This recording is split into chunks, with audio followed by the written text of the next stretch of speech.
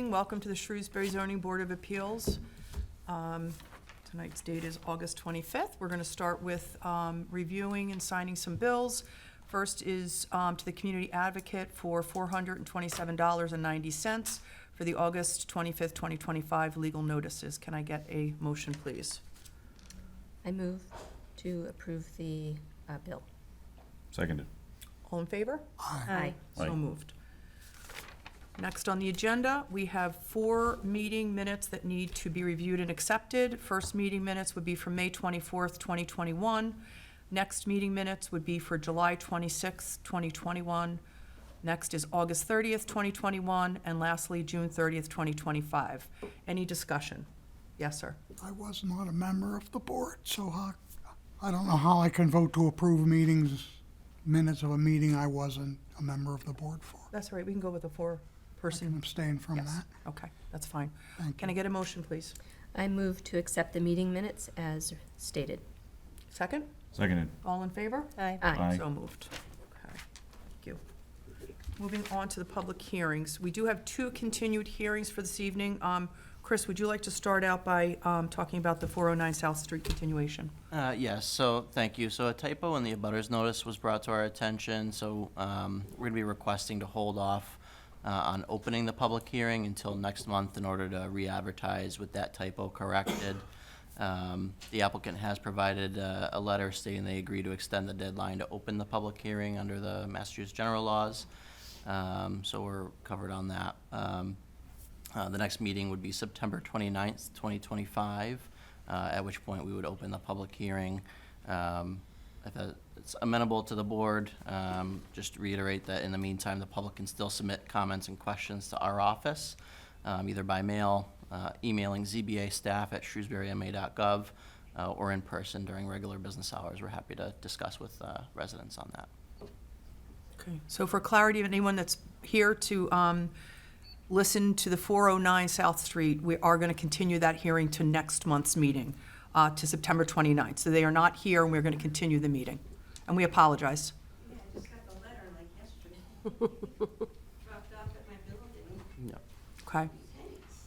all right. Can I get a motion to continue, please? I move to continue the hearing on 409 South Street to September 29th, 2025 at 6 o'clock. Second?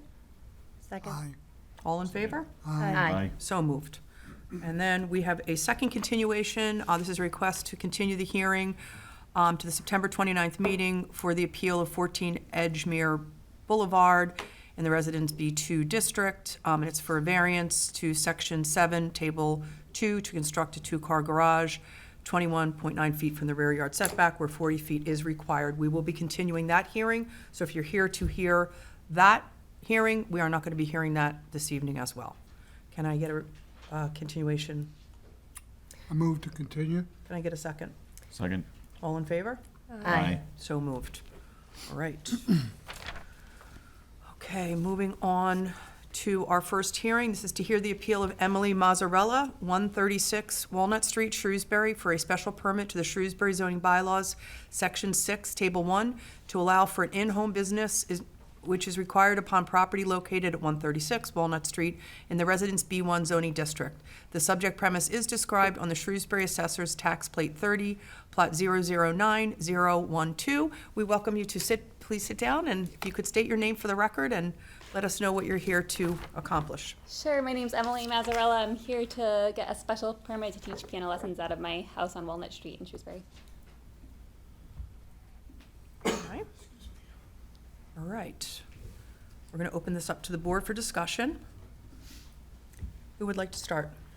Ms. Mazzarella, I was just wondering, what are the hours that you're contemplating doing lessons? Vast majority would be after school hours, like after 3 o'clock, and some weekend mornings, but maybe some occasional lessons during regular business hours. Thank you. Any questions? Any more comments? Just one, you mentioned in your application, I think, a couple of locations within the home where you might be doing the lessons. Yeah. You'd only be doing one of those at a time? Only one at a time because it has to be less than 25% rate, Right, for sure. okay. David? Have off-street parking available for anybody who's coming to get a lesson? There's plenty of parking on the premises, so I wouldn't need any off-street parking. It's a one-on-one lesson, so I have plenty of Okay. parking in the driveway. Perfect. You're only one student at a time, right? Right, no group lessons. One student at a time. There might No be a group family waiting, classes but or anything like that, it's individual. yeah. Okay. All right. This is a public hearing. Is there anyone that wishes to be heard on this matter? Okay, can I get a motion to close the public hearing, please? I move to close the moved. public hearing. Second? Second. All in favor? Aye. Aye. Aye. So moved. Let's get a vote if we could. All right. I move that the appeal of Emily Mazzarella of 136 Walnut Street, Shrewsbury, for a special permit to the Shrewsbury zoning bylaw, Section 6, Table 1, to allow for an in-home business is required upon property in the Residence B1 zoning district. You're moving to approve it. Moving to approve. Okay, can I get a second? Second. All in favor? Aye. Aye. So moved. Okay, congratulations. Thank you. All right. Next hearing. This is to hear the appeal of Robert Shepherd, 134 Lakeside Ave, Webster, Mass., for a special permit to the Shrewsbury zoning bylaws, Section 4B, to construct and expand a pre-existing non-conforming porch, which is required upon property located at 72 Rolfe Ave in the Residence B2 zoning district. The subject premise is described in the Shrewsbury Assessor's Tax Plate 32, Plot 566000. Good evening. If you could state your name for the record, please. Yes, I'm Robert Shepherd, and this is the homeowner, Steve Marchand. Good evening. Good Give us an evening. idea of what you're looking to do. We'd appreciate that. So what we want to do, there's an existing porch on the front of the house. What we would like to do is remove the existing porch and expand it to probably I think the porch there is now about 4 feet. We need an additional like 5 feet, so it's going to be a 9-foot farmer's porch off the front of the house, which doesn't meet the current setback, of course. Well, the reason we need to increase the size of the porch is Steve's in-law might be moving in, so we potentially might need some handicap access to the front of the house. And the current size of the porch doesn't allow for that, so it's not currently applied for as a handicapped access, but we may do that in the future. So we want to build the porch big enough to, accommodate that, if that, should arise. Okay. All right, let's start with questions, comments from the board. Megan? Yeah, so can you talk a little bit more about how enlarging the porch helps you with the ADA access or the handicapped access to the porch? for the Yeah, future? because right now there's a bay window on the front of the house, and in order to make the porch big enough for handicapped access, I need to expand the porch out an additional 5 feet. So we can, if we put a ramp on the left side of the house, we'd be able to get a chair around the front of the bay window. And the only way to do that is to have an additional 4 feet in front of the bay, but we'd have to pretty much extend the porch an additional 5 feet, Yep, which would be a total of 9 feet is what we're asking for. okay. Just pulling up the plans again, and you are, it's currently non-conforming, where it's Yes. like about 12 and a half feet from the Yeah. property line. You're proposing with the new porch that it would be about Six little and over a 6 half feet feet, from the I property line. believe, something like that, Maybe 6.3 feet. 6.3, right, yeah, that's right. okay. All right, I'll reserve some more questions, so we have further discussion. Sure. Ann? So on the application, it says that you're going to be requesting waivers from our rules and regulations. it's not really specific as to which waivers you're seeking. Do you know? I'm not 100% sure what waivers you're referring to. Okay, some of the waiver requests include putting a north arrow, putting names of existing and proposed streets, things like that. Okay. No, we were just looking for some relief on the setback. Okay, That's- yeah, generally, when you submit an application Yeah. with a plot plan and things, there's certain things that are required. Okay. So I think we should take it that you're asking for waivers for everything that's not on the plot plan that Correct. should be on the plot plan. Is Correct. that about right? Okay. Yeah. Okay, thank you. You're welcome. Yep. Dave? I just want to continue on what was already said about the non-conformity of the lot. We talked about the front setback. I just wanted to note for the record that you're also non-conforming on the square footage for the lot, which I bring up because it's in line with the rest of the neighborhood. Right. And, you know, the addition of a porch that is larger than the setback allows for, I don't think detracts from the character of the neighborhood. No, no. Probably Actually, in the makes- neighborhood has a lot of porches, very similar to what we're gonna be building. So it would certainly not, deter from the Right. character of the neighborhood. I'm sure the substation next door probably wouldn't mind. No, no, not at all. That's all I got. Okay, Fran? I have a question. You mentioned in the application about possible need for handicapped access. Yeah. So how does this porch that you're gonna propose deal with that? Are you gonna have to do something more at that? Well, what we would have to do, and again, we would apply for a separate permit if we do go down that road eventually. But what we want to do is build the porch wide enough now, so in the event we do need to build a handicap ramp, we'll be able to I get don't see how you can make a ramp from the property line to the front of your porch. You've got, what, 6.3 feet? Well, the ramp would actually be on the left side of the property. I see. Yeah. But then that would get into the setback on that side, huh? I don't think that would be an issue. Oh, left side looking at the property? Yeah. Oh, I'm sorry, it's Yeah. 37 feet there. You have plenty of room on that side. I see. Okay, I'm good. Just to be clear, it would be on the, what direction? If you're looking at the house, it Yep. would be on the left side. Or the East side, east okay. side. Yeah. Okay, understood, okay. Any other comments before we open it up? Megan? I'm good. Okay, all right. Is there anybody that wishes to be heard on this public hearing? All right, can I get a motion to close the public hearing, please?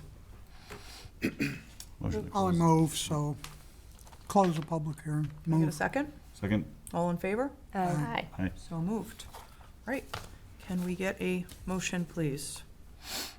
All right, I move to approve the appeal of Robert Shepherd of 134 Lakeside Avenue, Webster, Massachusetts, for a special permit to the Shrewsbury zoning bylaw, section 4B, to reconstruct and expand a pre-existing non-conforming porch upon property located at 42 Rolfe Avenue in the Residence B2 zoning district.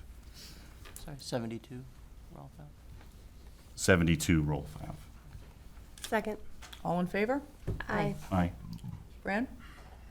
All in favor? In favor. Wonderful. So moved. Sorry, Thank you very much. You're welcome. I was moving on already. That's okay. Sorry. No worries. All right. Next hearing on the agenda, this is to hear the appeal of Bruce Bisbano, 188 Valley Street, Suite 100, Providence, Rhode Island, for a variance to the Shrewsbury zoning bylaws, Section 7D, to allow for relief for parking requirements and permitting 18 spaces where 38 are required upon property located at 222-224 Boston Turnpike in the Limited Business Zoning District. Subject premise is described on the Shrewsbury Assessor's Tax Plate 32, Plot 411000. Welcome. If you could state your name for the record, please. Certainly. Bruce Bisbano, Bisbano Associates Architects, licensed architect, state of Massachusetts. Welcome. All right, tell us what you're planning on doing. So Citizens Bank is looking to lease the property at 222 and convert what was a medical clinic to a branch bank. The current parking requirements are based on number of desks, number of ATMs, and number of tellers. And that parking requirement comes out to 38 parking spaces. There are only 17 there currently. Because of the shape and the configuration of the parking lot, the most we can get is one more parking space. We did look at making tandem parking spaces on one side, but it's kind of an odd parking lot. Instead of having a 22-foot lane, it really is about 36 feet, but we can't quite get tandem and still have a lane. So we're restricted to the 18 parking spaces. We did take a look at the requirement. Typically, most communities have a square foot requirement for the banks, so typically for a branch of this size, we would need around 20 parking spaces. So what we're looking for is an exception to the number of parking spaces required. We did look at peak and off-peak, and we made a note in the application that typically 80% of the time the bank operates off-peak.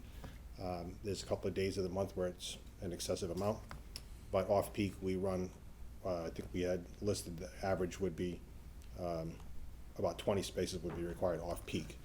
If you look at the requirements, we have a waiting area of six chairs. There's only, usually, even if there's two people in an office visiting a banker, there's only one vehicle with that group. So realistically, we think that 2 vehicles for the desk rather than 4 would be reasonable. And then if you take that into consideration, the same thing for the tellers. We have 2 ATMs inside the branch, no drive-up. Those ATMs are not that frequently used because you have to walk in the branch to do the transaction. So usually if you've come that far, you're already going to the teller. They're really used for branch migration, so we can educate customers on how to use the teller. So that going forward, the ATM, so that going forward, they will use it off hours or at another location that's a remote. So having 4 vehicles for that, meaning that there are 6 people waiting for an ATM, we think is excessive for what's actually used. And lastly, the teller, again, other than the beginning of the month, the teller is not that busy of a location. And we do have 3 tellers to satisfy the wait, so that during the peak period, we'll have 3 tellers on, but normal times there'll be 1 or 2 during the day.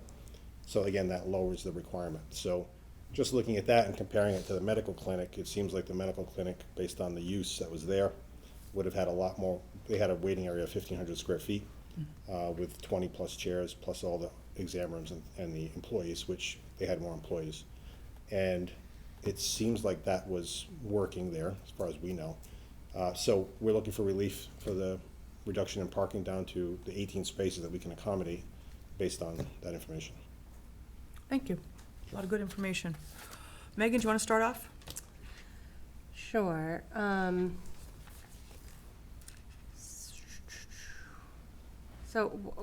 You said there's 2 ATMs inside, and looking at the plans, it looks like one's an ATM and inside the 24-hour vestibule, and then there's an ITM also. Is that on the interior of the bank? That's on the interior. That's basically integrated teller, so basically Right. you can go into that room by yourself and talk to a virtual teller. Right, It's for backup, so that if there is a wait, you go in there. You wouldn't use it otherwise, yeah. so. In that ATM vestibule, is that off of the main entrance, or is that off of the parking side? It's off the main entrance. There is a service door off the parking side, but it would only be for service. Okay. I think I'm good. Anne? Yeah, I think it's perfectly reasonable. I think with the advent of online banking, far fewer people are actually going to a branch, so I think that'll be enough parking. So I have no problem with it. Great. David? So you have 38 spaces required, and you're asking for a relief of 20, which is numerically a lot. It's more than 50% of the difference from the middle, I mean. And initially, I didn't really love that, but I do, as it has been said before, it does appear to be all right because of online banking. You're also in an area that's pretty walkable. There's a lot of homes and apartments in the area. So I think that, and the comments about the prior occupant having being a clinic, I think they had more of a dramatic usage than I would expect the bank to see. So given all that, I'm okay with it. Fran? Yeah, I'm troubled, really. That's, Troubled? yes. I know that area pretty well. The clinic truly did not have much traffic at all. There's a bank right next door, the Berkshire Bank, I believe. And it has a very large parking lot, and I see a lot of cars in it when I go to that ATM. Walking on Svensson there's a little iffy. I'm opposed. Okay. So my thoughts are, I can't imagine a business like Citizens Bank would step into something like this without knowing what the requirements or what their client demand is going to be for parking. You have experience in Shrewsbury, you are in the Stop and Shop parking lot, or, Stop and Shop grocery store, so you have clientele from Shrewsbury. I just, my opinion is, the only person that's going to fail on this one would be Citizens Bank if they don't have enough parking for the client demand. So I personally don't have an issue with it. I wish you well, and I hope you succeed, and, maybe you can come up with a parking agreement with your competitor next door. Sometimes that works out. So, You bring up a good point. The Suggestion. reason for this location is the fact that the Shrewsbury Stop and Shop closure. Correct. That is the reason for this emergency, project to get this done and get this open for Shrewsbury residents. Right. Yeah. Yep. It makes sense to me. I hope you succeed, and I don't think there's anything worse than needing parking when it's not there. But to your point, I think you know better than we do what you need for parking. That's my opinion. So, but any other comments before we open it up to public commentary? Chris? If there's a concern in terms of the parking for, typically what arises with that concern would be, overflow parking going onto the public roadways. The board could contemplate a condition that there be no on-street parking allowed without prior approval of the zoning board of appeals. Certainly I don't think that's the intent in this case, but that just gives a additional measure of protection if the board should choose to apply that condition. We could apply that, although applying it, we have Route 9 and Svensson, which there's nowhere to park on either of those streets, as best I recall. So The bank across Svensson, which one is that? it's Bank of America. PD, I think. PD. That's Oh, TD TD. Bank, and then Yeah. we have Bank of America. That's further Massive down, parking yeah. lot, still full. Banks draw a lot of traffic. Well, hopefully it's a good thing for Shrewsbury to have more banks. I don't know. I think that they're, nice neighbors, good community members typically. So I don't have a problem, but certainly we're all entitled to our own opinion.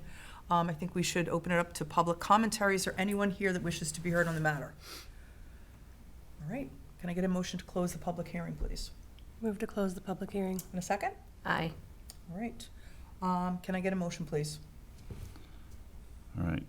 This is a motion to approve the appeal of Bruce Bisano, 188 Valley Street, Suite 100, Providence, Rhode Island, for a variance to the Shrewsbury zoning bylaw, Section 7D, to allow for relief from parking requirements and permit 18 spaces where 38 are required upon property located at 222 to 224 Boston Turnpike in the limited business zoning district. Second? Second. All in favor? Aye. Opposed? Opposed? So moved. Thank you. Thank you very much. Yes. All right.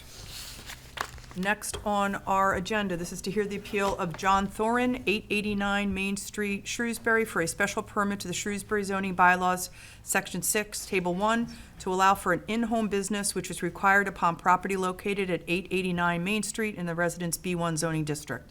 Subject premise is described in the Shrewsbury Assessor's Tax Plate 23, Plot 439000. Can I ask the applicant to please step forward? Hi, how are you? Good evening. If you could state your name for the record and let us know what we can do for you tonight. My name's John Thorin. I'm just looking to pull a special permit, an allowance for my in-home business. I'm basically doing this for future, considerations for LLC and for a business entity here in town. And they just told me that this was the next step that I had to take, so yes. There I am. Just to be Yep. clear, do you have are you operating a business now? I Or am. you're- Okay, So right now it's part-time work, and I'm basically the main guy. My help is my younger brother and one of his friends who just went off to college. They don't park off street. One of them actually gets dropped off, and then my brother, his car's in the driveway. And both of my trailers, they're not in the driveway. They're actually on the side of my house, like on my property, but on the side. What kind of business is it? It's a landscape business. Got it. Okay. All right, thank you for that info. Yep, you're welcome. Megan, do you want to start off? Sure. So you're looking to park, I'm crystal clear, 2 trailers off to the side and then a truck on the driveway? Yes. Okay. Was where you're parking the trailers paved or no? No. Okay. Your plot plan is from 1970, it looks like. So it's a little bit dated. I'll reserve future questions. We can move on to somebody else. Okay. Ann? So thanks for coming in tonight. So I guess my question is whether or not you're actually going to be operating the business from the home, because in your application you say you're not going to be. Yeah, I just needed elaboration on operating because I just, basically, take it from my house out for most of the day. I'm not not like a sandwich shop or like a bank. That's basically like what I was kind of asking. Okay. Yeah. When I imagine that like you have some books that you do, or you do billing or whatever. Yeah. Do you do that from the house? I do it from my phone wherever I am. Okay. Yeah. Okay. I'm just trying to fit this neatly into the zoning bylaw, which No problem. a lot of what you're saying is that you want to just have permission to store your stuff there and to have people come and go, your employees come and go. Yeah. Right. That doesn't necessarily. I don't even have clients coming to my house. I don't really want them to do that anyway. Okay. Yeah. Yeah, just, do you conduct any portion of your, do you pay if you paid taxes, would you do that from your home? No. I'd either do it on my phone or I'd go see my accountant. Okay. Yeah. Chris has a So comment. I might be able to provide a little bit of clarity, kind of how we looked at this path in recommending to the applicant. Certainly, some of the traditional in-home business uses don't apply here, but what we see is with the trailers, which are, from the photos that you've seen, are not residential in nature. They're largely more commercial style trailers. We felt that lend itself to an in-home business use. We don't have, we do have commercial parking, but that's for much larger vehicles, which again doesn't apply in this case. So we felt that this was an appropriate kind of avenue to provide both the applicant with permitting, so he has the benefit of knowing that he can operate the business, and also provides the town and the board with the ability to provide a permit, which would help us for enforcement if it grew and was beyond what's being provided as a scope here. We certainly would hope that his business would grow and succeed, but at that point, we would have to either return to the board for additional relief or explore those options as that business grows. So this helps us put that protection in place and gets us in the permit. I have a question. Thanks, that makes more sense. So like you said, if I get like more stuff, and I find a lot for it, future, how would that work? Would I have to come back and then just say I moved my equipment to this location? Yeah, so And then obviously yeah, sorry. yeah, so this would establish the baseline for the permit, and then from there, as you change business operations, you can notify the building department and the planning office. It may not require additional approvals, but if, to the extent it does, we would help Okay. you, similar with this process, to get the appropriate permits. Okay, thank you. Okay, thanks, I don't have anything else. Okay. David?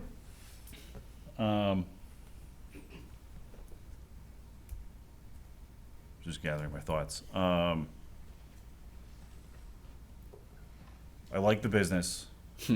let's just start there. I think starting a landscaping business is one of the best ways that a business that like a business empire can start. Somebody can really, anybody can do it.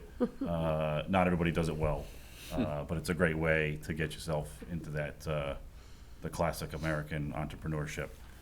So I very much applaud that. What I have some concerns about are just the location of the site and it being a landscaping business.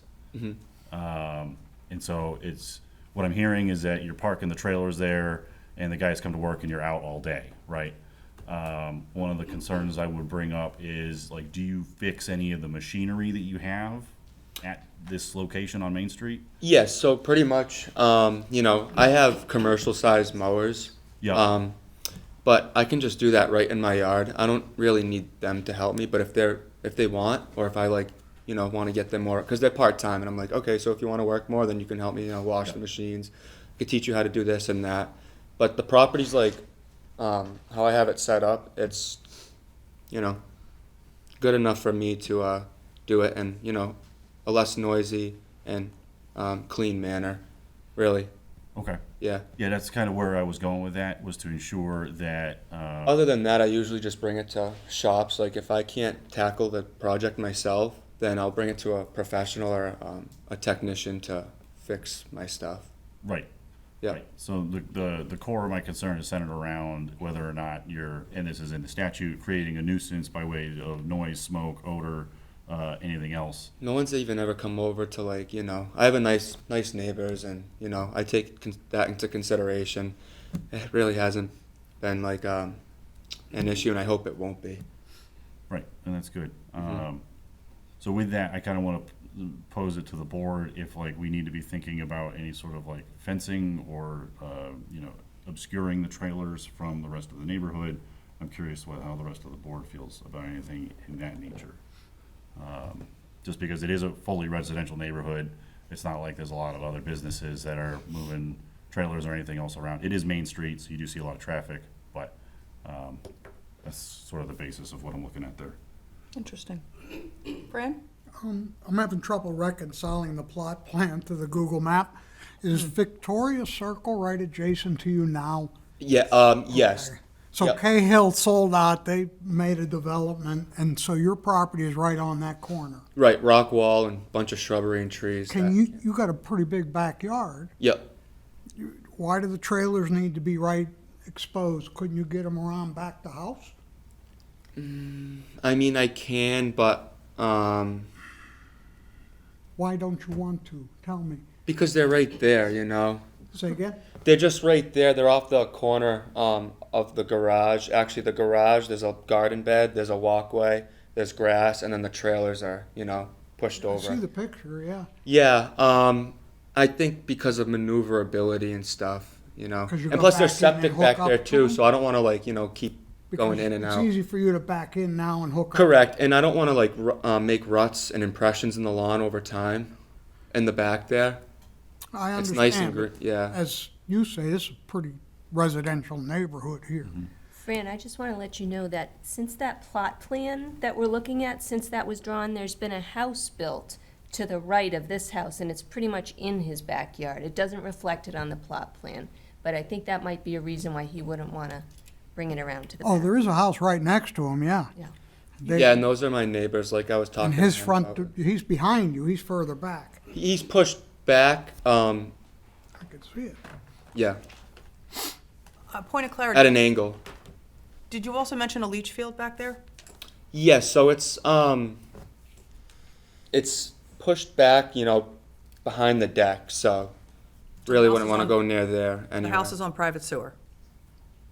I'm pretty sure, yeah. Okay. Any other questions before we open it up? Nope, I'm, I think David's concern about just blocking it maybe from view, although after Fran's question, I do understand why you would, just for ease of getting in and out, you want them right there. I get that. There It's might be- honestly probably the best place to put them. I know, like, I can hide them, but they're kind of already, people drive by and they don't even, like, really look over there unless like I'm, I- walking to my truck.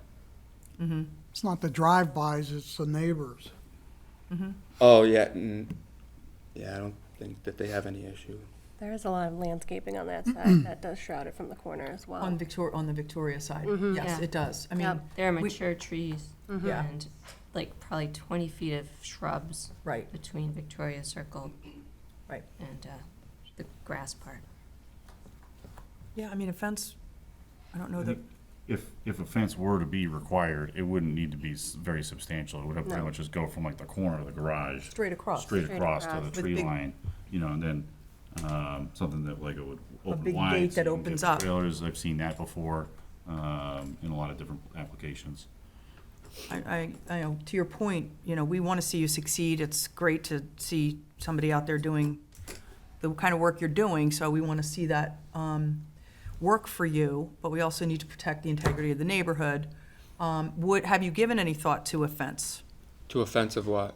So, Oh, a a fence? fence. I didn't even know that that was not even a requirement, but, It's not. We're just trying to work around. Yeah, it's, why would I need a fence? There's Again, no, sorry. there's no one across the street that I can see that's like, I mean, maybe driving Right. down the street, but there's no one directly across. On that, That's yeah. really set back, just pointing that out. Chris?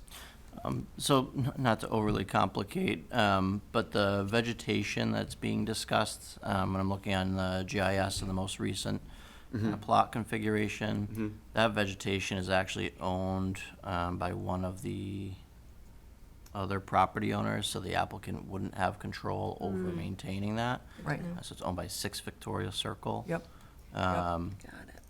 So, to that point, if additional vegetation on the applicant's property is required, that may suffice to give him the ability to maintain a vegetative. There is a stone wall there that the trailers sit below, so they'd have to really go over and peek through. Yeah. I know that, because I know the other side too. It's my home, Ann? Did you have something? I was just wondering if this is one of those things that we could like come back in a year or so. That's what I'm thinking. Without conditions now, see how it goes. Yep. Yeah. Condition it that they come back, he comes back in front of the board in a year, and assuming that there's no issues at all, then we would be willing to extend that time. But I do think we have enough concerns right now, just in terms of protecting the integrity of the neighborhood. We all want to see you succeed, we've made that point. Let's open it up to public hearing and seeing if we have any comments. So now I can't apply for an LLC within No. now to a year. We haven't made a decision Okay. yet, so just to be clear on that, and it is a public hearing, we do have people that would like to get up and talk about this. So we're gonna invite, gentlemen, if you could step forward, and we need you to state your name for the record and your address, please. This is Sai Muparapu. I'm at 9 Victoria Circle. So a lot of good points already brought up, and I want to reiterate that we definitely want to support any business that, it's really good for the economy. We could use landscaping in our own neighborhood, so that would be really great. There's a few things brought up. Most of the trees or the bushes that are there, they're not perennials. So whatever that tree cover we're talking about only lasts 3 months out of the 12 months. So that's number one to think about. More than the trailers, I'm not concerned about the trailers because, as he mentioned, I don't think they're really in your face, right? That's not the concern. I think my personal concern, and I think some of the neighbors in around Victoria Circle all share the similar concern. There's a lot of parking that happens right on Victoria Circle. Now, I don't know if Victoria Circle is designed to have parking. At what time? Through the board, this is a Okay. process where you have to ask. Sure. He's gonna finish. Yep. And then if you have questions, you can put them through the Yep. board. Go ahead. Yeah, I don't know if Victoria Circle is designed to have parking, long-term parking. There is a cul-de-sac where people do park, even, when we have relatives come over, they park there. But we have seen multiple cars being parked, blocking the mailboxes, and sometimes overnight as well. And we've seen, littering happening across those mailboxes. That's been the primary concern around the Victoria Circle neighborhood. That's something I do want to bring up. The reason why this becomes more important is with a business, more people coming and going and more equipment. If ever Victoria Circle becomes their, parking spot for doing stuff, now that becomes a concern. Multiple things. Victoria Circle is a very sharp turn in coming from the main street. If you are not careful with the overgrown vegetation that's already there, you can't see past even like 2 feet into the circle. If somebody coming in fast and there's a car parked right there, that is a disaster waiting to happen. That's number one. So I personally don't think Victoria Circle, until you get down into the circle, anybody should be parking on that road. That's number one, right? But we have seen many times, we have ring cameras, we can go back in history and look at that to show evidence of multiple cars parked. And I have stopped by once when there were people to tell them it's in their own best interest not to park in the night right by that entrance to the main Victoria Circle and park right down in the circle. Just some of my concerns is what I wanted to bring up. Thank you, appreciate that. Yeah. Good information. Yeah, Anyone good. else? Okay. I want to address what was just, excuse me for 1 minute. Of You go course. ahead. Yeah. I just wanted to know when the last time that happened and if it was during the day or if it was more so at night. Even according to the ring cameras. So, Because Yeah, I have we're good not gonna neighbors. limit- I think you should have probably asked me. No. What was going on. All right, so, just to address the on-street parking questions, so overnight on-street parking is not allowed by the Shrewsbury general bylaws, so that would be a police matter to be enforced. And as stated before, the applicant doesn't have jurisdiction over the public right-of-way. So, we, again, kind of talking about conditions, we could place a condition that the equipment not be, parked along Victoria Circle.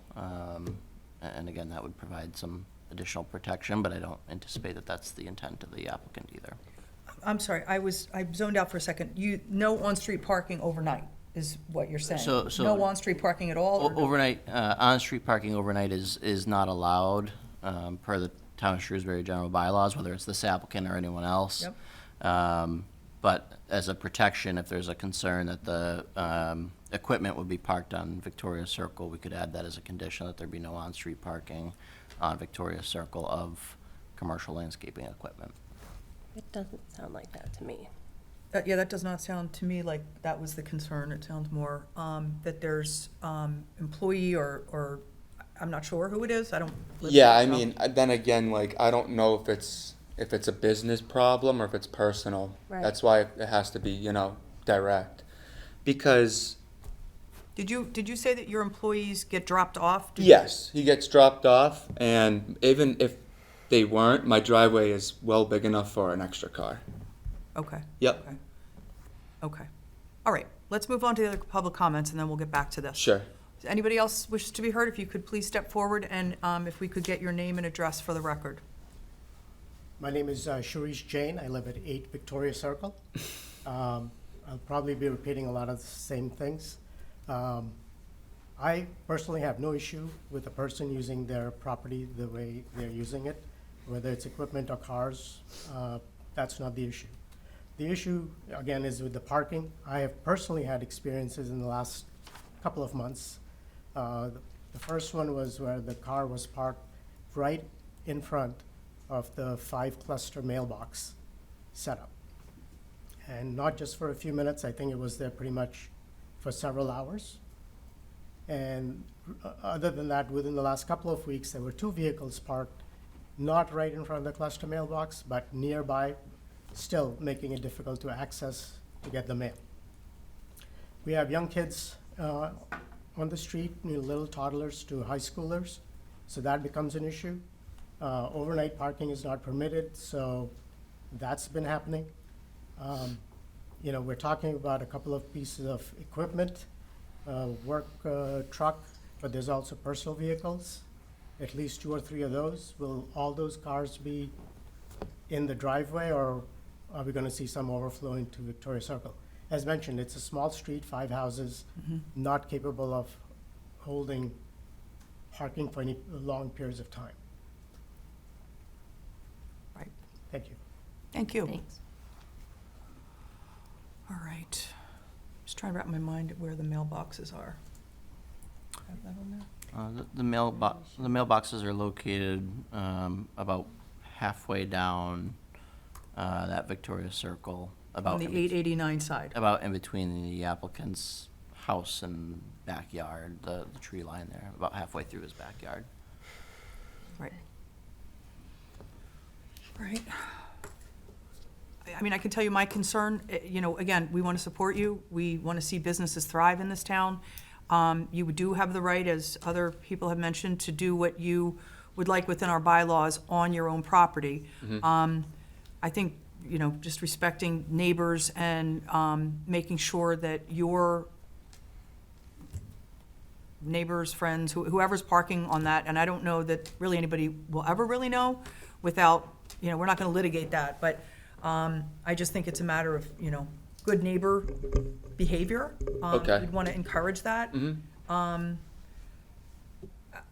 leaning towards really heavily conditioning this decision with some of the things that we've talked about regarding number of vehicles, no on-street parking of your vehicles, hours of operation, those Yeah. kind of things we would condition.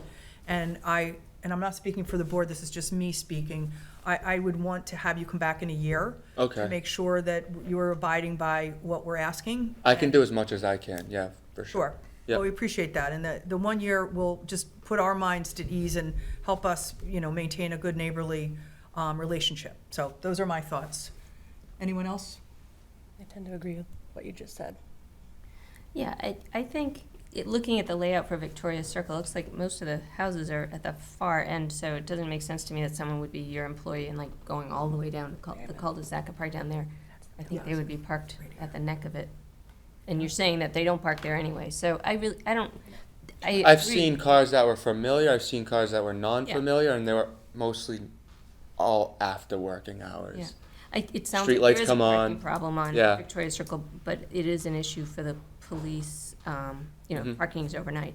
I don't necessarily think that we need to require a fence at this point if there haven't been any complaints. I'm certainly open to persuasion, but I would be inclined to condition it with, you know, no parking on Victoria Circle or well, I mean, You can't, yeah. I mean, it's, I don't know what conditions we would put on it. I'd just rather, I would be in favor of granting it now and come back in a year to make sure everything's going well.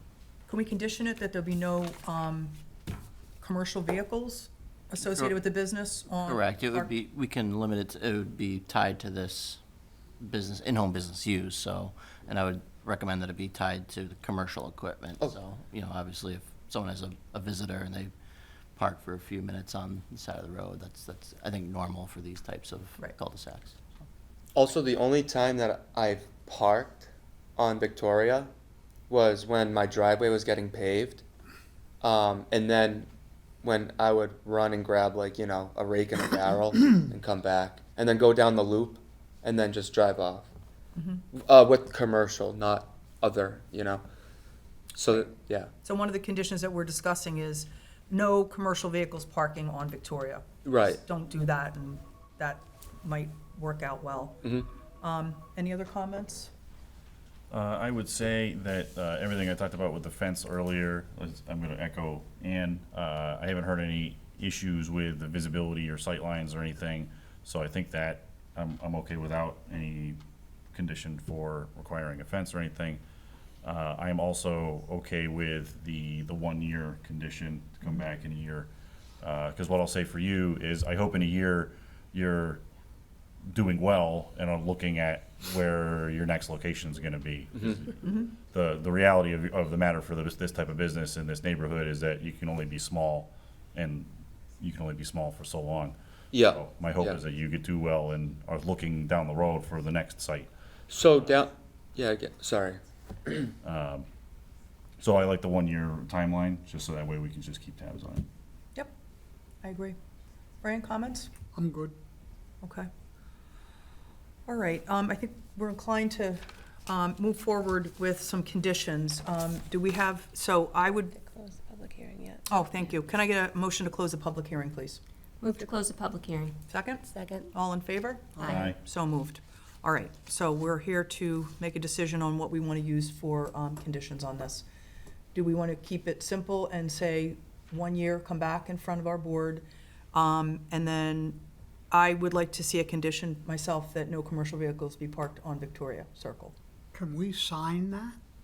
That becomes part of the record, Or- and then he's I mean, required to come back. Put signs up, no commercial vehicles, that's what I mean. Oh, a sign on Victoria? Sign on Victoria along that curb line. I don't think that's our jurisdiction to do that, but, I think that the condition would be sufficient for enforcement. Again, we're not tying it to any commercial equipment. It would be just in relation to this business use, so. Okay, I'm good with that.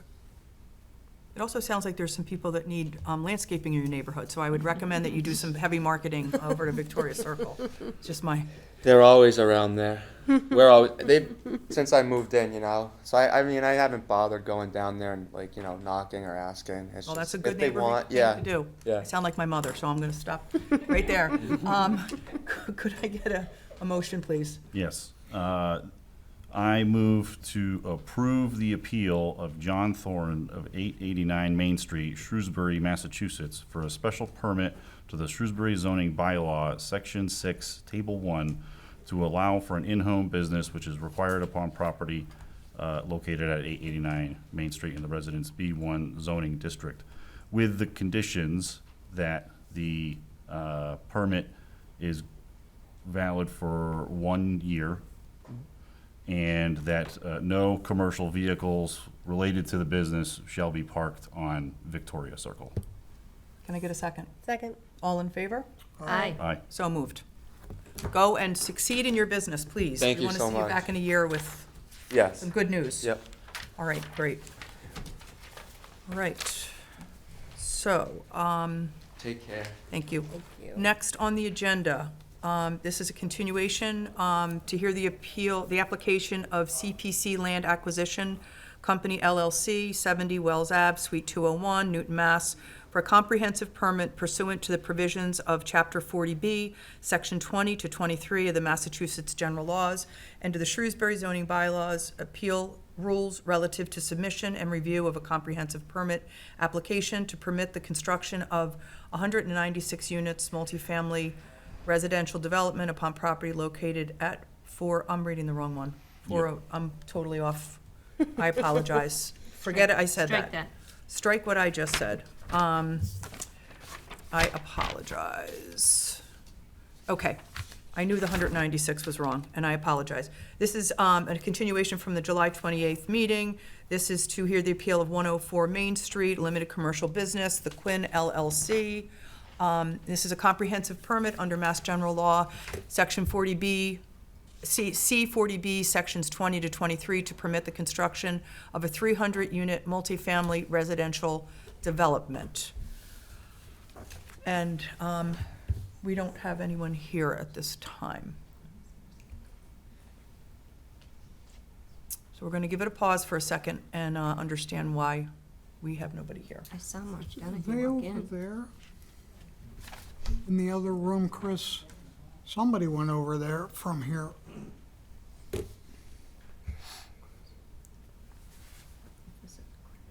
I guess it's not our job. Wouldn't You that be- can't come.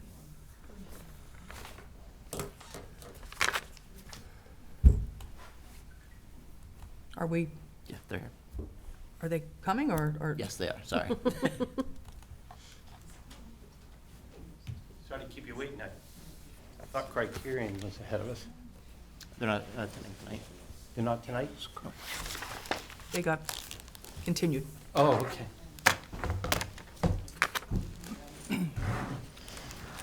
So while you're getting yourself settled, I am going to ask David Moore to Mullins into this comprehensive permit, and I would ask, well, Mr. Calhoun, they have Philip Cordero on can here. cross that out. You can, okay.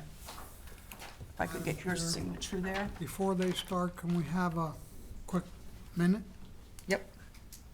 for, We're going to take 1 minute break. Go ahead. thank you. This is the wrong one. Oh, I'm sorry. The one Sorry about The one I'm that. actively signing. That's Ricker's. There we go.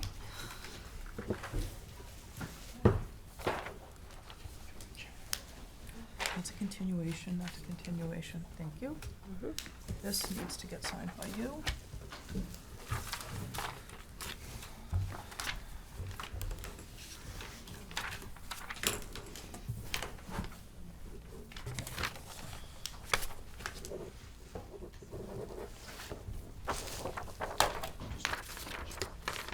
Thank you very much. These ones are all signed.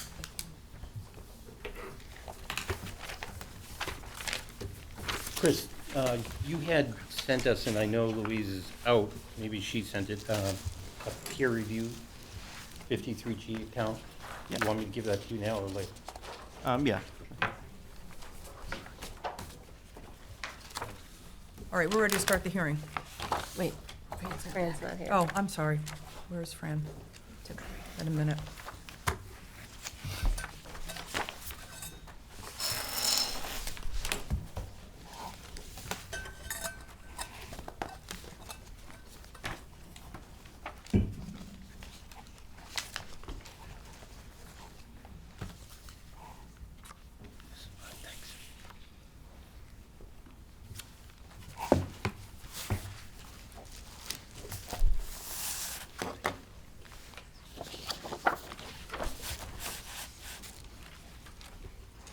Keep the print shop in business.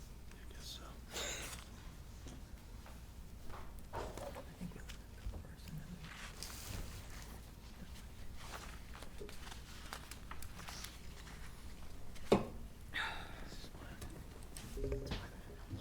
No, I don't even. Okay.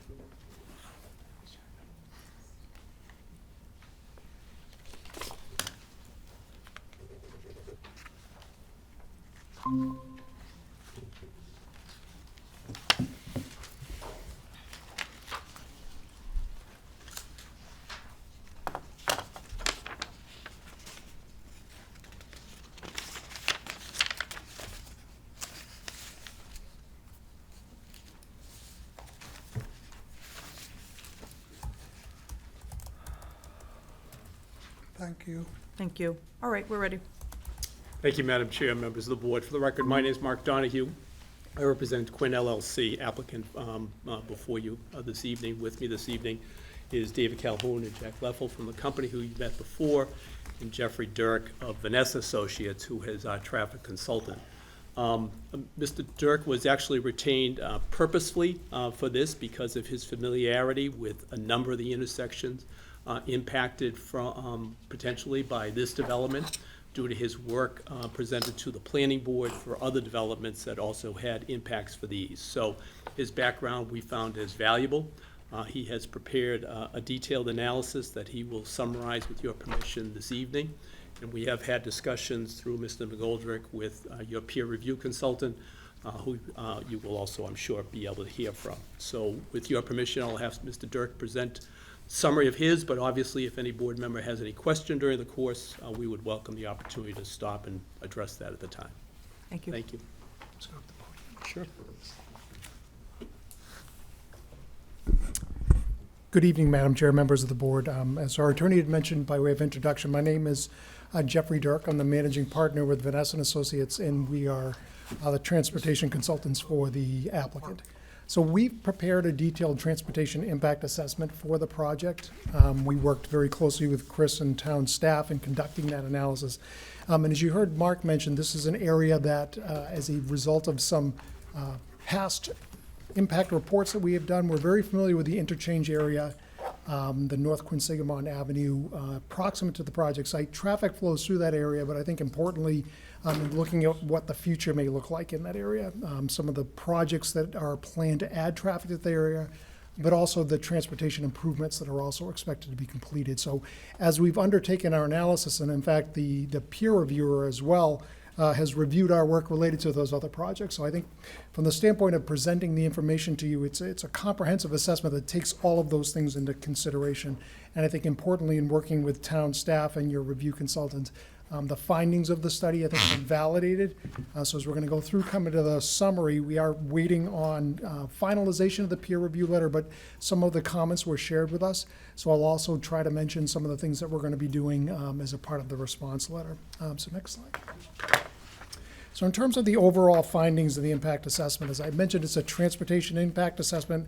So we're looking at all modes of transportation. So as we're collecting our data on the roadway network, and we're not only just looking at motor vehicles, we're looking also at pedestrians and bicyclists as well, how they're using the roadways, the facilities that exist in the area, both at present as well as some planning that the town is doing in the area, and looking at how the project can connect to those opportunities that may exist in the future. One of the things I think this was probably made clear to you as part of the initial presentation is the context of the project site, and that this is a redevelopment essentially of a site that is currently disturbed, being used by various commercial type of uses, meaning parking of tractor trailers and other types of construction-related vehicles, and staging for some highway construction as well. So it is an active site that has 2 existing driveways, and as I mentioned, is currently disturbed.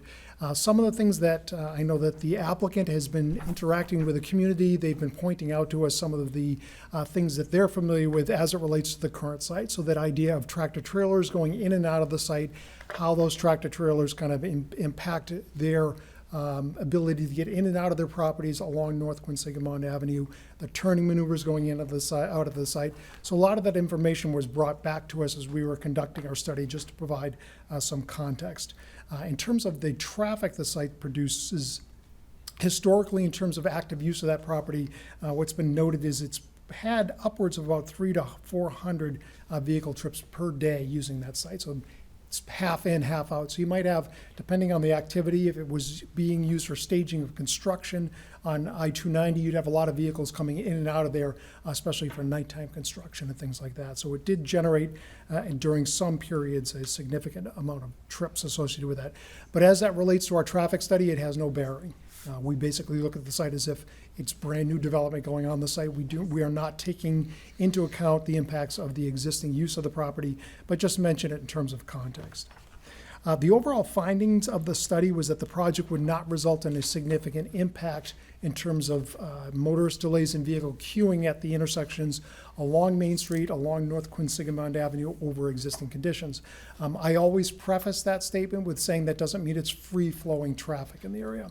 We know that during the peak time periods, especially with the high school off of Holden Street, there is congestion that happens, and there are backups and queues that happen at the intersections during specific time periods of the day, primarily in the morning, I think, is when we identify that that does happen. So as we're looking at how does the project impact those conditions, we look at increases in delay. So how much more time do you wait to try to get through that traffic signal at North Quinsigamond? And then the backups that happen.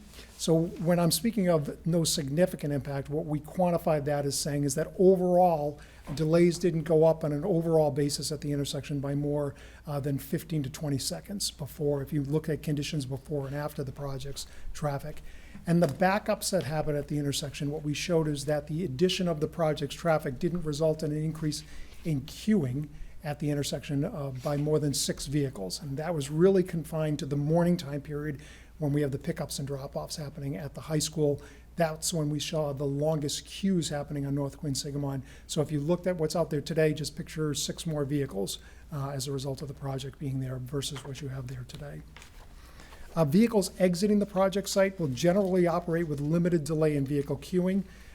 I would note that the first driveway, or I guess we'd call it the northern driveway, is within about 250 feet of the traffic signal.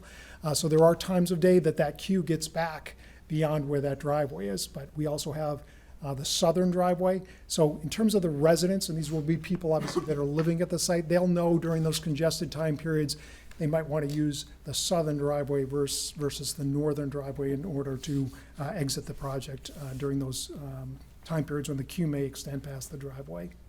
We did identify that the North Quinsigamond Holden Street, Main Street intersection, that is an intersection that has a disproportionate number of crashes happening in relation to the volume of traffic going through this. We would expect, or we'd hope to have less crossers at that intersection based on the volume of traffic that's going through there, and that basis is on Mass DOT data for this area. So they publish for us crash data so that we can look at the number of crashes that are happening based on the volume of traffic and look to see if it's above or below what statistically would be expected. At this intersection, we found it's slightly above, so it's in need of improvements. A similar finding was made when we were looking at the warehouse at 142 Clinton Street as well. So there are improvements that are going to take place there. The basis of those improvements really is to address safety, and so we've addressed that in our study. Lastly, as we're looking at the property, we're concerned about locations of the driveway in relation to lines of sight. And so we verified that the lines of sight at the driveways, they either meet or can be made to meet or exceed what's required for the actual speed of traffic at the location. Not the posted speed, which is 30. The measured speeds were closer to 40 to 45 miles an hour, so we've made sure that we have sight lines for at least 45 miles an hour at both driveway intersections.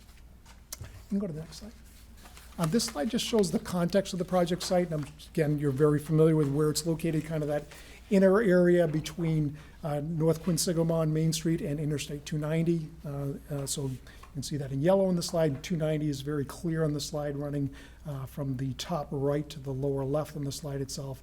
And then North Main Street you can see as well going by the project site. Next slide. So the purpose of this slide really, as I mentioned, this is a transportation assessment, so we're looking at all modes of transportation as it relates to a residential project. Of course, we want to make sure it's safe to walk and bike.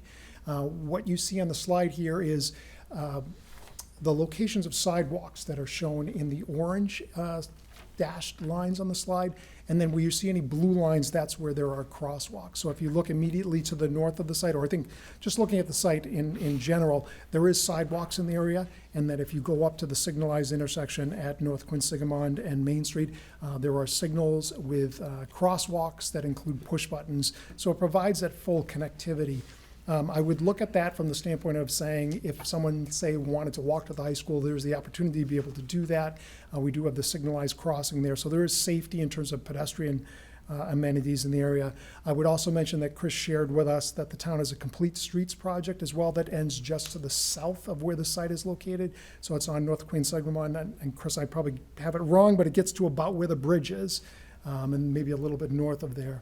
And so we've had some discussions about, and Chris has shared the plans with us, he's asked us to look at opportunities in terms of how we might be able to connect into that. And again, what we're trying to do is reduce traffic and parking demands associated with the project. So this type of connectivity, and Chris sharing those plans with us, allows to see how can we make those linkages and develop some improvements as a part of the project. Just a couple of quick things before we go on to the next slide. We did traffic counts at all of these intersections. The traffic counts were done in April. I mention that only because it's critical that we did our traffic counts while schools were in session. The other thing that is a little different maybe from some of the other traffic studies you look at, we did an extended count period in the afternoon, so we did 2 to 6. Because again, we're looking at the high school just being up the street. So we want to make sure that normally we'd look at a 4 to 6 in the afternoon, but because we know that we have the high school in the area, we did an extended count period to make sure we made sure to capture the peak that happens in the afternoon. The morning was 7 to 9. That will capture the peak time period for the school itself. And I know your consultant reviewed the data collection. I think she's comfortable with the approach that we had used. In terms of the mobility, as I was mentioning, unfortunately, we do not have Worcester Regional Transit Authority access to the site. The transit services are to the south and to the west, so on the other side of the river from where we are. But again, I think that's one of those discussion items that working with the town would look at. Having more residential development up in this area might provide that opportunity for some type of a connection from the transit authority, even if it's just a micro transit, which they do have, which is an on-demand service. But starting to have those discussions, because as we start to have multifamily in this area, it certainly provides that opportunity for additional ridership. So as I mentioned, we did undertake a planning study. So the planning study means we're looking to the future. So we're looking at conditions 7 years in the future, and that's the state requirement. So 2025, we look at the year 2032. That 2032 condition is something we work with Chris on. There were 13 development projects that we were asked to look at and consider as a part of these future traffic volumes. Projects not yet built that will add traffic to the area. The most significant of which was the warehouse project at 142 Clinton Street. We also included the potential future warehouse project off of Holden Street. So just looking at those two projects together, that's roughly about 1.4 million square feet of warehouse commercial space. That is expected to use this interchange area. So we did load the traffic from those projects into the interchange area and included it as a part of our assessment. We also included a growth rate of about 1%. Again, that's consistent with other studies that have been done in the area as well. So as I mentioned, the warehouse project at 142 Clinton Street, this was a discussion we had with, or your review consultant had asked us to consider as well. So the warehouse project at 142 Clinton Street does have improvements that are going to take place along this, actually this entire stretch of Main Street. So at the North Quinsigamond Avenue, as I mentioned, there are safety improvements taking place at that location as a result of that project. At the interchange with 290, Mass DOT has asked that that development project extend the turn lanes in the interchange, so the left turn lanes, with the idea of making sure that the vehicle queues can fit in the lanes. We did discuss with them opportunities for signalizing both of the ramps. The state is not interested in pursuing those improvements at this time. That was something that we discussed with them as a part of the warehouse project, but what they asked us to do was do the construction to extend the turn lanes in the area. And then they would consider future improvement projects as a part of a larger state infrastructure project, but they're not looking at making improvements to the interchange at this time. And then proceeding to the, to the far east, yes, I'm sorry. At the Iretta Road, Old Mill Road intersection, we are also making improvements at that intersection. I know you're probably very familiar with that intersection. The issue with having those two legs offset from each other requires that the traffic signal operate in probably one of the most inefficient ways, that you have to have separate phases going for each of those streets. So what that does is it causes long backups on Main Street. The town did ask as a part of the 142 Clinton Street project that we look at ways to retime that traffic signal to make it operate more efficiently. So we've considered that as well as a part of the transportation study for this project. We've also made some other suggestions that the town may want to consider for improving that intersection. So and I'll talk about that at the end of our presentation. Next slide. So this slide shows what we anticipate to be the traffic characteristics of the project. So these numbers were based or developed based on industry standard trip generation rates for multifamily residential housing. The one thing I do want to mention before I get into the numbers is I know the applicant has committed to the town of having what we would describe as a disproportionate number of one-bedrooms and studios. So there's a larger number of one-bedrooms and studios that will be constructed as a part of this project or integrated in the project than what you'd have as a typical blended ones, twos, and three bedrooms. The numbers that we've developed, these trip rates are from more blended types of developments where you have more twos and threes and lesser ones and studios in that. So we would characterize these probably being on more of the high side given the bedroom mix that will happen in the project. But again, it's better to use higher numbers, make sure it works, and then have lower numbers actually generated just to make sure that the transportation system can accommodate the traffic. So in looking at the far right-hand column where the total is, this is the total in and out that you'd see at the driveways. So if you stood at the driveways and counted everything coming in or out, the totals on the right-hand side are the numbers that we've estimated that you'd arrive at and the traffic study is based on. So the large number at the top, the average weekday, the 1,362, that's the 24-hour number. So if you count everything going in and out at the two driveways, including service, FedEx, UPS, Uber, DoorDash, Amazon, everything that you might imagine that you'd need to service a residential project, that's the two-way number we would expect that you'd arrive at. The next two numbers are the peak hour numbers. So the first number is the weekday morning peak hour. So the weekday morning peak hour in this area is 7:15 to 8:15, heavily influenced by the high school. We expect during that 1 hour period, the project will produce 120 vehicle trips. The next number close to 120 is the 117. That's the evening peak hour. So the evening peak hour is 4:30 to 5:30, and that's the peak hour on the roadway. That's how much we expect the project would generate. Let's go to the next slide. So once we've estimated the volume of traffic we expect the project's gonna generate, we need to distribute it onto these roadways. And so that's what you see on the slide here. So this, taking that table and looking at those numbers, now we assign it based on these percentages. And as we were talking initially about the project not having a significant impact, one of the reasons why is that if we look at that 120 vehicle trips during the morning peak hour, once it gets out of the site, then it's, some vehicles turn left, some turn right, some are using the east driveway, some are using the west driveway. They get up to North Quinsigamon, some go left, some go straight through. So those numbers get smaller and smaller the further you get away from the site. So the concentrated impact would happen at the signal at North Quinsigamon Avenue, and then when you get away from that intersection, the numbers start to drop off. As you look at the slide here, what you see is about 42% of those trips are oriented to and from Interstate 290, and then the rest of it is using the local roadways to get around. And the way that we come up with this distribution is looking at US Census data. So as you're reporting on your census that you live in the town of Shrewsbury, you also report, so you live in the town, where do you work? And so that information allows us to see that these will be residents of the town. We know that based on the census data, a certain portion of the residents work within town, some work within Worcester, some are getting on to 290 and traveling to areas of the east. So we can use that census information to distribute the traffic onto the roadway network based on the census data, but also looking at existing traffic counts. So we know the census data, but then we can drill down into how people are actually using the roadways and the intersection. So that allows us to refine the numbers. And that's how we arrive at the distribution that you see here. And again, the key thing is we've called this trip dispersal, and it's because concentrated traffic at the site, and then when you get away from the site, the numbers start to get smaller and smaller. So we don't have 120 vehicles going through any one intersection. The numbers get smaller as you go away from the site.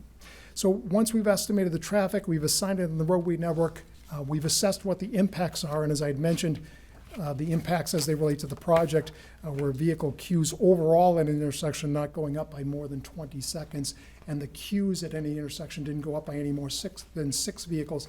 That sixth vehicle was the North Quinsigamon Ave approach to Main Street during the morning peak hour only. During the rest of the peak hours, it was less than six. So now we develop our recommendations. You want the next slide? So we have both site access recommendations and we have off-site recommendations, and then we have transportation demand management measures.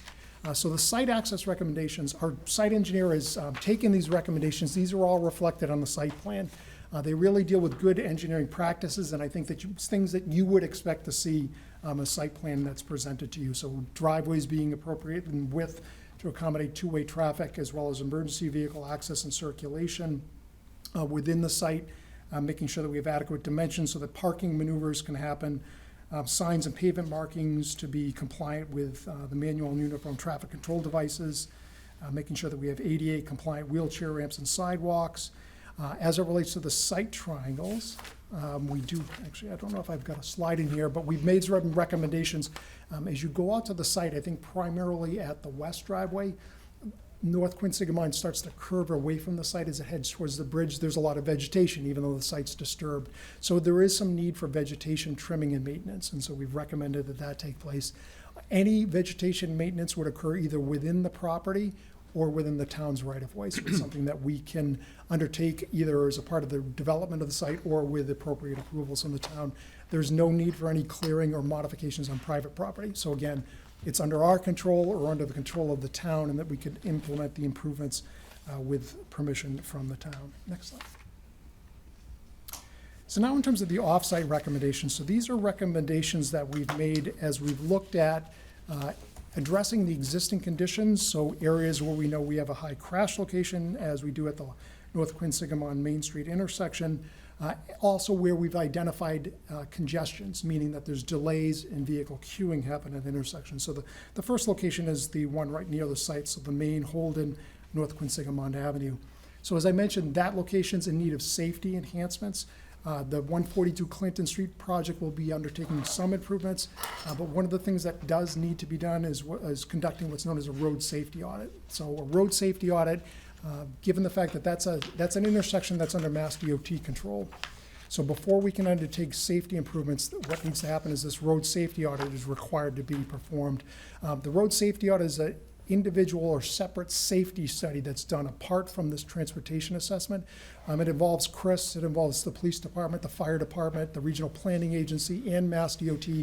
And the idea really is everyone gets together at the intersection, they talk about what's happening in terms of the crashes, and then a plan is put together to address each of the items that are identified as potentially contributing to the causes. That gets published in the report, and then that report can be used for not only for private development projects to implement improvements, but I think importantly, the intersection is eligible for funding through the state's safety improvement program. But that study has to be done first before you can apply for a grant application to implement the safety improvements.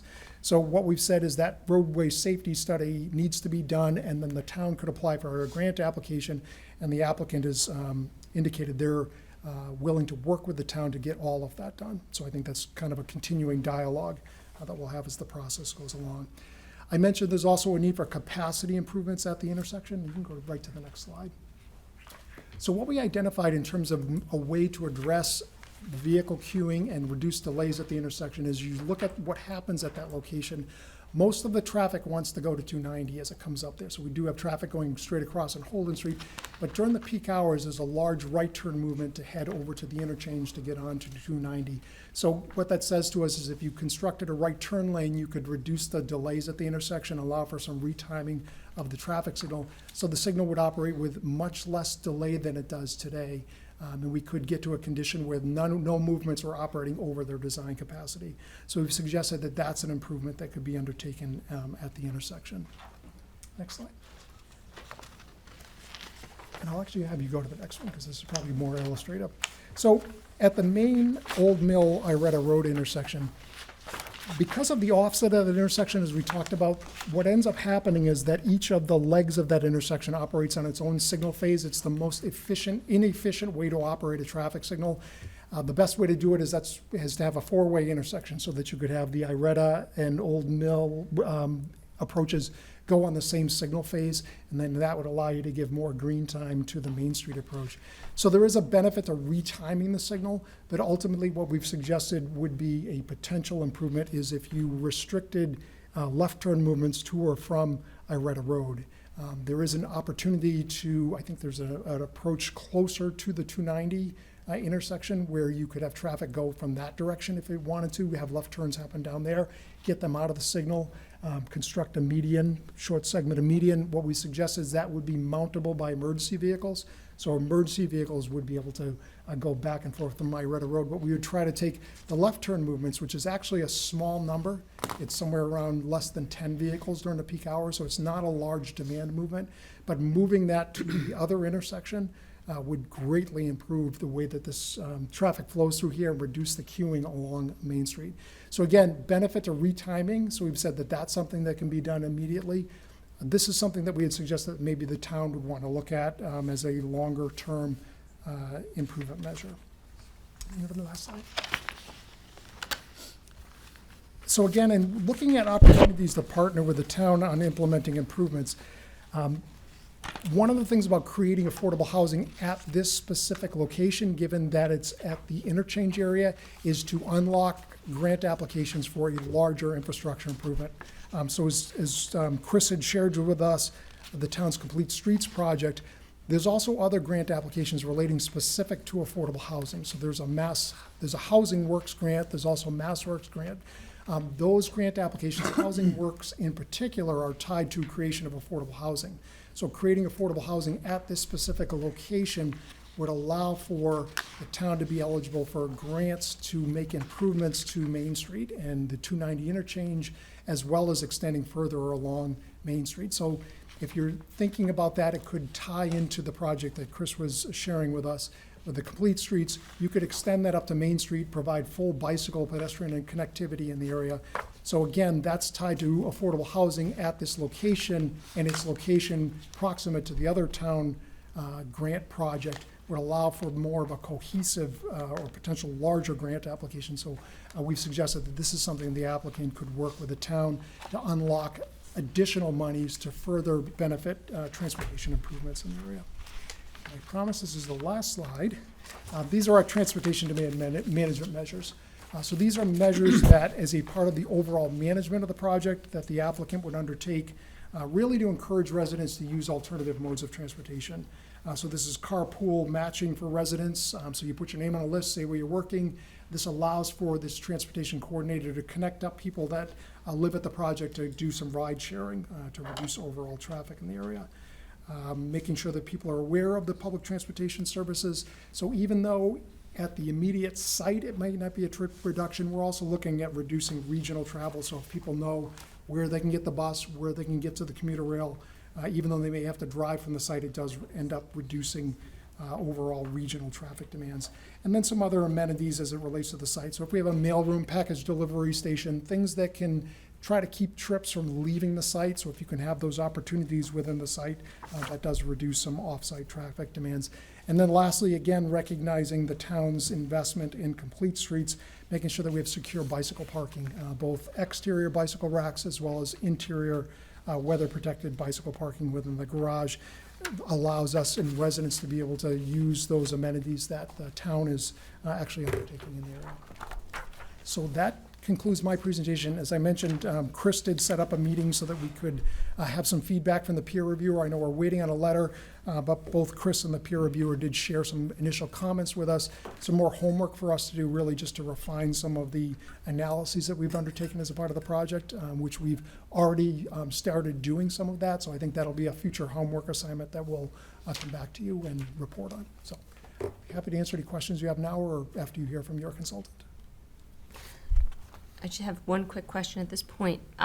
This is the summary that we've been provided. Do we have the actual transportation impact assessment? And sorry if it's been sent in and I missed it. You do. We have it. Okay, sorry. Thanks. Do we, before we open up to board, Chris, is there anything that we need to know beyond what we were just provided? I'm happy to provide some additional comments, but we do have our peer review consultant, and I suggest we can start with that. Okay, all right. Thank you.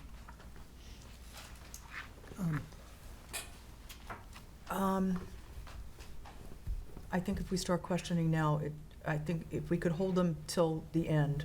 Wait for my question? I think so, yes. Okay. Yeah, thank you. You're welcome. Hi there. Hi, good evening. Maureen LePayton from Bowman Consulting. We had done the traffic peer review for this project. I will start off by saying we have a letter prepared. It sounds like it may not have made the rounds yet, so I apologize if people haven't reviewed it. But we completed our traffic review, and the general process, for the traffic impact analysis did follow standard engineering practice. We were generally fine with the study areas, intersections that were selected, the traffic data collection, crash history that was reviewed, and the historic growth rates that the applicant had used in the project. As mentioned, there were a lot of site-specific projects that were included in the area, many of which had their own site-specific trip distributions. And then we had clarified with the applicant that where those trip distributions were not available, that it was expected that those specific developments would be covered under the historic traffic growth rate of the 1%, and we generally agreed with that approach. Through coordination with City of Worcester, Town of West Boylston, and Town of Boylston, there were a few other site development projects that were not identified in the traffic impact study that had popped up kind of in between when that was completed and now. So we did list those out in our review memo just to take another look at and make sure that we've captured everything in the future volumes, and just verify if those projects would be also captured in the background growth rate, or if there's site-specific trip distributions that might be available for those at the study area intersections. We verified the planned roadway improvement projects, both from the committed work in the 142 Clinton Street project, as well as that MassDOT does not have any big projects planned for the 290 interchange area, and did verify that the town has the North Quinsignman bike path or sidewalk project that they would like the applicant to look further into for potential connectivity into this project. As far as site-generated traffic and the trip distribution, we had no comments about that. Generally agree with the approach for everything. The use of Land Use Code 221 from ITE to estimate the trips to the site. We did not verify the build traffic volumes yet, just based on the previous comments that we had on other development projects potentially needing to be incorporated. We would do that once the applicant verifies how those projects may impact this study. But we did look at the intersection analysis results that were completed and kind of looked at those to the extent that we could, you know, for timings and other lane configuration, geometry, things like that, and had noted a couple little minor things that we'll ask the applicant to just verify, make sure timings are reflective of what we found in the field when we had looked. For the transportation demand management, we generally agree with all of the strategies proposed. We did ask, as the applicant had noted, if there's a potential need or desire to expand WRTA service to this area of North Quinn-Sigmund Ave, just because the closest stop is not too far, but it's not necessarily a very walkable distance given the roadway geometry and grades. For site access and circulation, we generally agreed with the location of the proposed driveways, the amount of parking, the measured site distance. We did have a comment on the emergency vehicle access that was around the back of the building and the potential need for a gate just to limit any unintentional parking. Right now it just has signs proposed for emergency vehicles only, just to deter delivery drivers or visitors or things like that from parking on the path. And then it is a tight squeeze kind of behind the building and with the property lines there, so just some questions on the turn templates that were provided for the emergency vehicles. As far as project-related improvements and mitigation, an RSA was mentioned, as well as additional mitigation above and beyond what the 142 Clinton Street project was proposing at the study area intersections. We did have a preliminary meeting with the applicant to discuss the timeline of the RSA, the timeline of the Clinton Street project, and I think the big kind of overarching comment is what will happen if 142 Clinton Street kind of moves slower or doesn't happen at all, and would those improvements have to kind of get assumed by this project, and would those still be the appropriate type of improvements? So we did ask for a sensitivity analysis to kind of look at what would happen if 142 Clinton Street wasn't essentially there, and there weren't any proposed improvements from that project, just to kind of get a better sense of the true impact from this project without 142 Clinton Street and then with 142 Clinton Street. There was also mention of a fair share cost contribution, so depending on what happens with both projects kind of would impact the fair share cost contribution. So that's kind of the bigger homework that Jeff had mentioned that they're looking into, and then ensuring that, I guess it's a clear role of, you know, what they're providing for the town, how much, and who's going to be responsible for what, especially with the housing, MassWorks, you know, applications and grant applications. So that's kind of the biggest comment I think we have on our review. Happy to take any questions. Just a quick point, if you don't mind. You asked a question about the traffic impact report. You hadn't seen it. It's a pretty thick document, it's about 314 pages. Okay, it's in here. So if you're really It looking probably for some didn't great load in my reading, iPad. it is Thank on you. record. Thank you. All right. So just in terms of the final report being circulated, I just want to note that we typically have an internal review just to make sure that it's consistent with municipal objectives. So we will get that finalized report out shortly. I know engineering in our office has been reviewing it. But as was stated, we did meet with the applicant for some of those preliminary comments. So.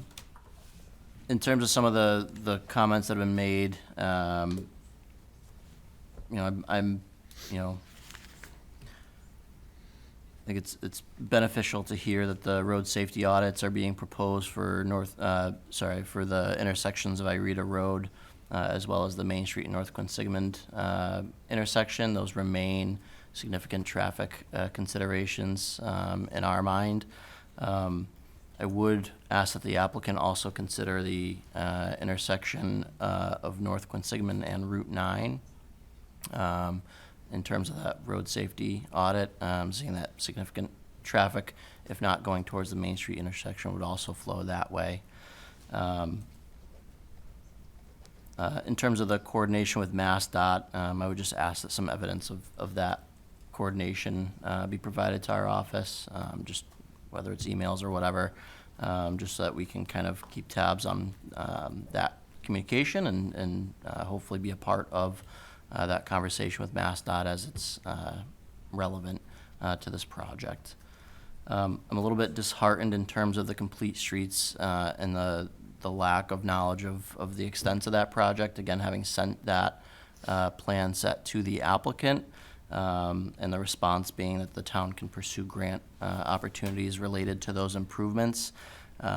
Certainly in terms of the traffic and coordination and investment into this project, we feel that coordination with those significant improvements being done by the town would be a small lift and a good investment for this project to support that pedestrian infrastructure, especially as it relates to traffic.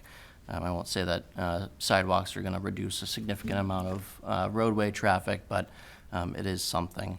And in terms of those improvements, it's over 4,500 feet of sidewalk and restriping under $500,000 budget. To the extent that this can coordinate with those and extend those up to the Main Street connection, I think there's a lot of benefit to be had there, and it seems to be still lacking at this stage. It's probably more, but I'll leave it there for now. Just, Yep. if you'd like us to respond to that, we did receive that sketch about a week ago. We were waiting for the report from Bowman on the review of Jeff's notes. We're waiting for that so that we could have a collective response. We're looking at the, I believe the question was as far as sidewalks on North Quinsigamon. There appears to be a gap in the plan that the town has developed and what's existing.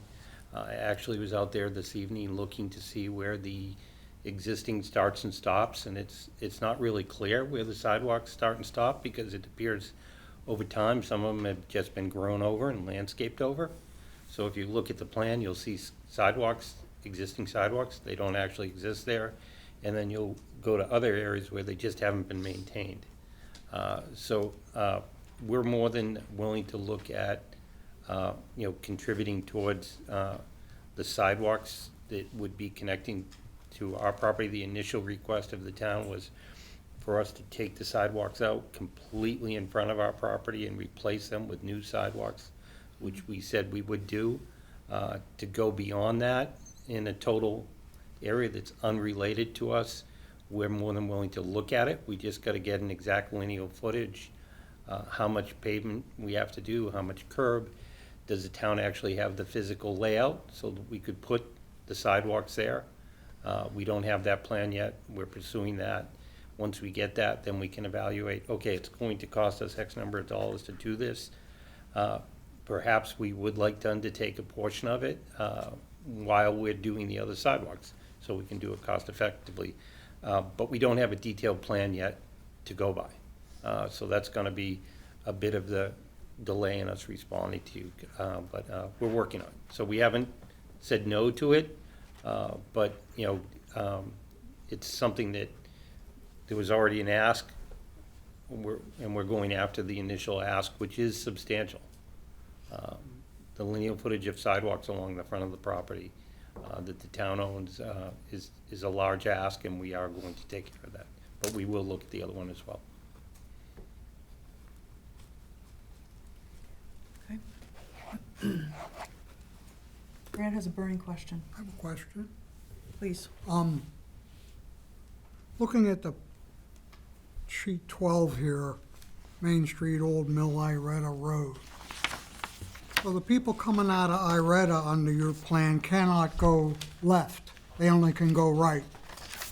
If they want to go uptown, they got to go all the way down to the light and pull a U-turn and go up. They can come up. There's no, you're saying there's no left-hand turn onto Main Street from Iretta, correct? Suggesting that they use Thessalon. Correct. So there's a secondary, Fran, I'm not agreeing, I'm just suggesting. Iretta has another arm of it, Thessalon Road, that comes out onto Main Street.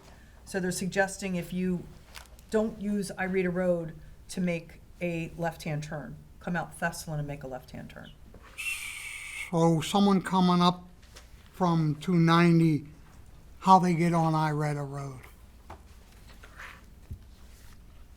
I'll let them. Yeah, I was gonna always hope. I'm- Do you have, actually, I'm sorry? I feel like Mickey the Dunce here. No, but no, no, no, No. no, no, not at all. You're not at all. I did not explain it well, is what the problem is.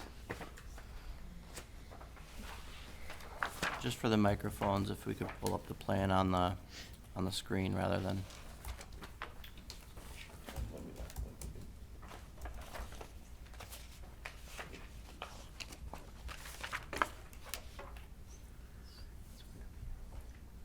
Yeah, let's, are we working on that?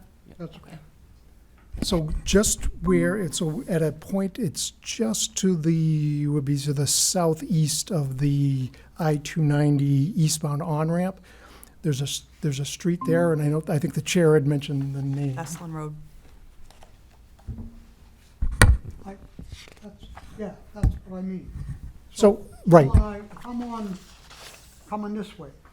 So if you're coming down, if you were coming from 290, Yes. you'd make the turn at that other street that the chair was mentioning. I'm confused, Thessalon. help me out. So Thessalon and Ireta run, Iretta. Iretta's right here, Oh, there's another way in? and this Yeah. is Thessalon Drive. You would have to take Deergrass Road all the way. So to they gotta go Iretta. all the way around just to get to the end of Iretta. That's what they're talking about. And we're not proposing to do this. We had suggested that this was the way to fix this intersection would be to do something like this, because the signal, as it operates today, you can't get any more capacity and you can't add any more lanes to that intersection. I understand So- that helps the development, but the people that live on Iretta, Y- again. Right, some people There's are gonna be inconvenienced, depending. Inconvenience factor to Yes. the people that live on Iretta. Yes, if you wanted to come to town hall or to the downtown area, Oh. yes, you'd have to go west to go east. Yeah.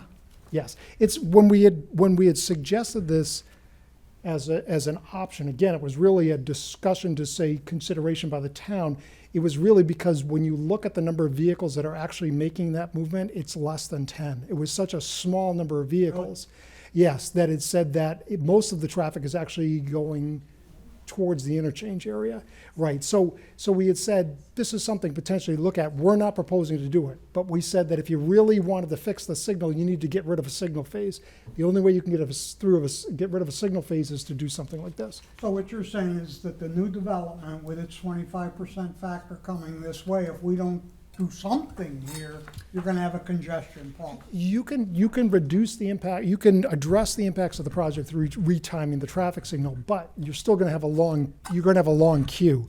So what we'd say is if there's 30 vehicles backed up on Main Street today, we can retime the traffic signal with the project's traffic and keep it at 30 vehicles. But we can't get it to 20 or 15. The only way you can significantly improve that intersection is to eliminate one of the signal phases. I see. And this is the way to do that. We can if we wanted to create what we typically would call a no harm. So build your project and don't harm the community. You can retime the signal and have a no harm condition, but you're not going to make it better. If you want to make it better, this is what you would do. I get it. Thank you. I'm good. all right, who'd like to go next? I'll ask kind of point of clarification from the beginning. Main point, the initial summary is saying that the project will not result in significant impact, which I understood your explanation of why. I may have missed it. What defines a significant impact? What would a significant impact be? So, if we were having, if we were doubling delays at an intersection, so if we were adding, and typically, like at a signalized intersection, if it's operating at capacity, that would mean that your average delays would be somewhere about a minute, that it would take you a minute to get through that traffic signal, and generally you'll have a very long queue that happens. So if we were starting to have a condition where absent mitigation, or with mitigation, let's say, we were causing movements that weren't operating over capacity to then operate at or over capacity, we certainly then would suggest improvements, and that's what we've done here. because that North Quinsigamon intersection today has movements that are over capacity and are in need of improvement. As your consultant had mentioned, one of the things we were asked to look at is, well, what's the condition if you don't include 142 Clinton Street? That project adds somewhere between 50 and 60 vehicle trips through that intersection during the peak hour. So if that weren't built or is built at a different timeline, all of that traffic comes out. We've offered mitigation to address the project's impact on top of those conditions. Right. I would suggest that the improvements still need to take place. The difference between that would really be you'd have more capacity than to accommodate the project's traffic. But as it relates to that signal, it has movement at or over capacity. And so it needs to be retimed at a bare minimum. The addition of that right turn lane will then create a condition where it'll be a betterment with the project and those improvements. Okay. And then with that right turn lane, it's not, I mean, it starts on the map. Just about at the About the driveway. Yes. What is the stack from the intersection to that driveway? Like, how many cars will fit there before you're blocking that right turn lane? So it's about 10 vehicles, because the driveway is about 250 feet from the stop line, so that's about 10 vehicles. The reason why the turn lane basically starts at that driveway is because if you're coming, you never want a situation where when you come out of a driveway, you're in a turn lane. And so, so that's why the lane starts after that. But what the turn lane allows us to do is retime the traffic signal so that, you know, if we allow for that right turn movement to go at the same time left turns are turning onto North Quinsigamon, we get a lot of capacity out of the intersection. Yep. Reduces the queue, so we don't need as long of a right turn lane. Okay.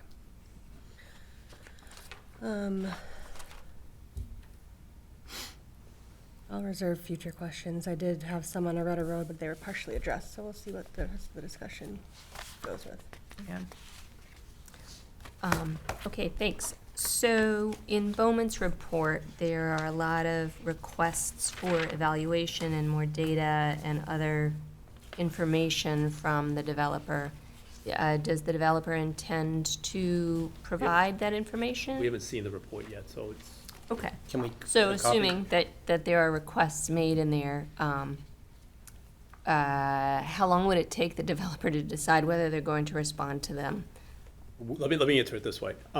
As indicated, we had a kind of a working session with Bowman, and Mr. Dirk, and Mr. McGolder.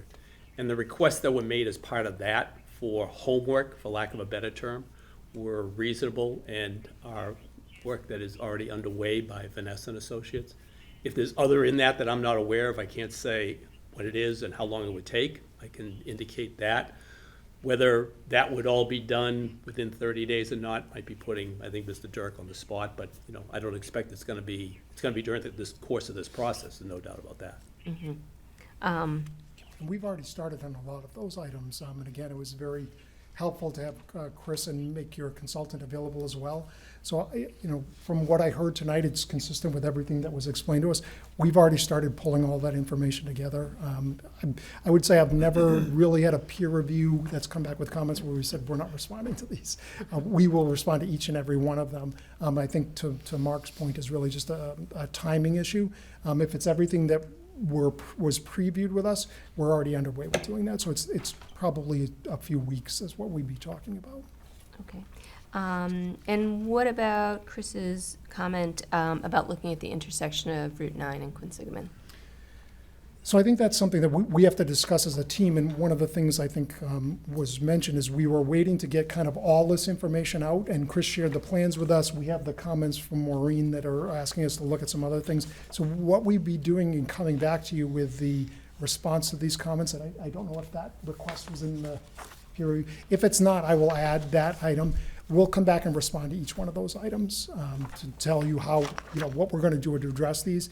But what we wanted to do is see all of the asks, so then we could put together a comprehensive approach and get to you with a kind of a cohesive mitigation proposal. And now we have a lot of that information, so that's what we can come back with you to you with. Because the Route 9 in particular is really important, because you can't just assume that everyone who's going to live here is going to Going up work to 290. take 290. I Nope. mean, that's, you know, Sure. people work in Worcester, and Route 9 is more Oh, convenient. no, yeah, and as Jeff indicated, you know, he's showing 12% of the traffic flowing in that direction anyways. I'm not conversant enough to say what that is in relation to the magnitude for peak hours and the like. So, I think we've got to evaluate whether the work there is part of the work. Obviously, that intersection has been fairly recently reconstructed by MassDOT, so a lot of work's been done to that already.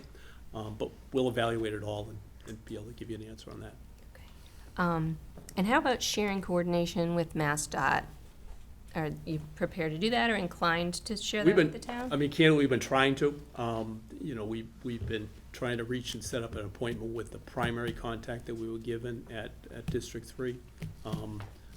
We haven't been able to get that meeting yet, so one of the pieces of homework that we'll be leaving here with is probably to ask Jeff to get involved in trying to set that meeting up with either that individual, or if they've got scheduling issues because of not being in the office on a regular basis, speak to the director and get somebody else to do it. So we would hope to make progress on that in the next 30 days. Okay. The sidewalks and the striping are important to the town through the, as. No, don't misinterpret the lack of a response at this meeting as lack of interest. We have the information, we've got to assemble it. We've got to assemble it as part of the feedback that we get from the Bowman report as to the expected mitigation and, fair share. We see it as basically kind of a package mitigation. So we've got to take a look at all of it together. As Mr. Calhoun indicated, some requests are already in the plan, and those can't be diminished, the fact that those are already in the plan and that recognition. But I think we're glad to have that discussion in a comprehensive fashion, would see it as a Understood. benefit. Just comparing this project to the other 40B that was on the agenda for this evening, that had a lot more information ready to go. I'm just hoping that we can get everything that we need in order to make, a decision on this. So hopefully, the next meeting will have what we need. The other project followed a different path than this one, and certainly has been going on, but I have no doubt that you're going to have the information you need in order to make a decision. Thanks. You'll start with a procedural question. The the stuff that you've laid out for changes to intersections, these are all recommendations. Correct. There are offers of our suggestions to you as to what can be done to address the impact of the project or existing conditions in the case of a safety deficiency. And then, at the end of the day, after we've had the feedback from the town, from your consultant, is then we put together kind of the list of items I think that's being requested as to, here's our mitigation proposal to you based on feedback from the board, the town's departments, and your peer review consultant. Yep, and so then, as their recommendations, it's not at a point of a formal commitment to, facilitate either financially or other means the implementation of those things, because it's like this North Quinsigamond and Main Street, that intersection is owned by MassDOT, correct? Correct. So everything has to go through them, Correct. right? Right. So, So it'll be subject, what we will do when we get to that point, and, Mark, much more well-versed on me, it'll be subject to. So the board expresses what your desire is for improvements at that intersection based on all of the input that you've received. And then it would be, to the extent that we're implementing something, it has to be subject to receipt of all necessary rights, permits, and approvals, in this case, MassDOT. So we would go to MassDOT based on, one of the things when we talk to MassDOT, they will give us feedback, but ultimately what they say is, we want to make sure we understand what the town wants done here. What is your proposal for mitigation? Is that what the town desires to have done? Because they don't issue permits for projects that aren't approved or for which the town hasn't provided input on. So that's one of the things that they'll be looking for. We can, as the applicant, provide feedback to you as to what they've asked of us, but ultimately they're not going to act until the town acts. And so they want to make sure, as a part of the record, they have the town's approval of the project and those conditions. And once they have those in front of them, then they'll review the project. okay, and then that safety review, I believe it was called an RSA. Correct. That that's more or less almost a given thing that's gonna happen, pretty much.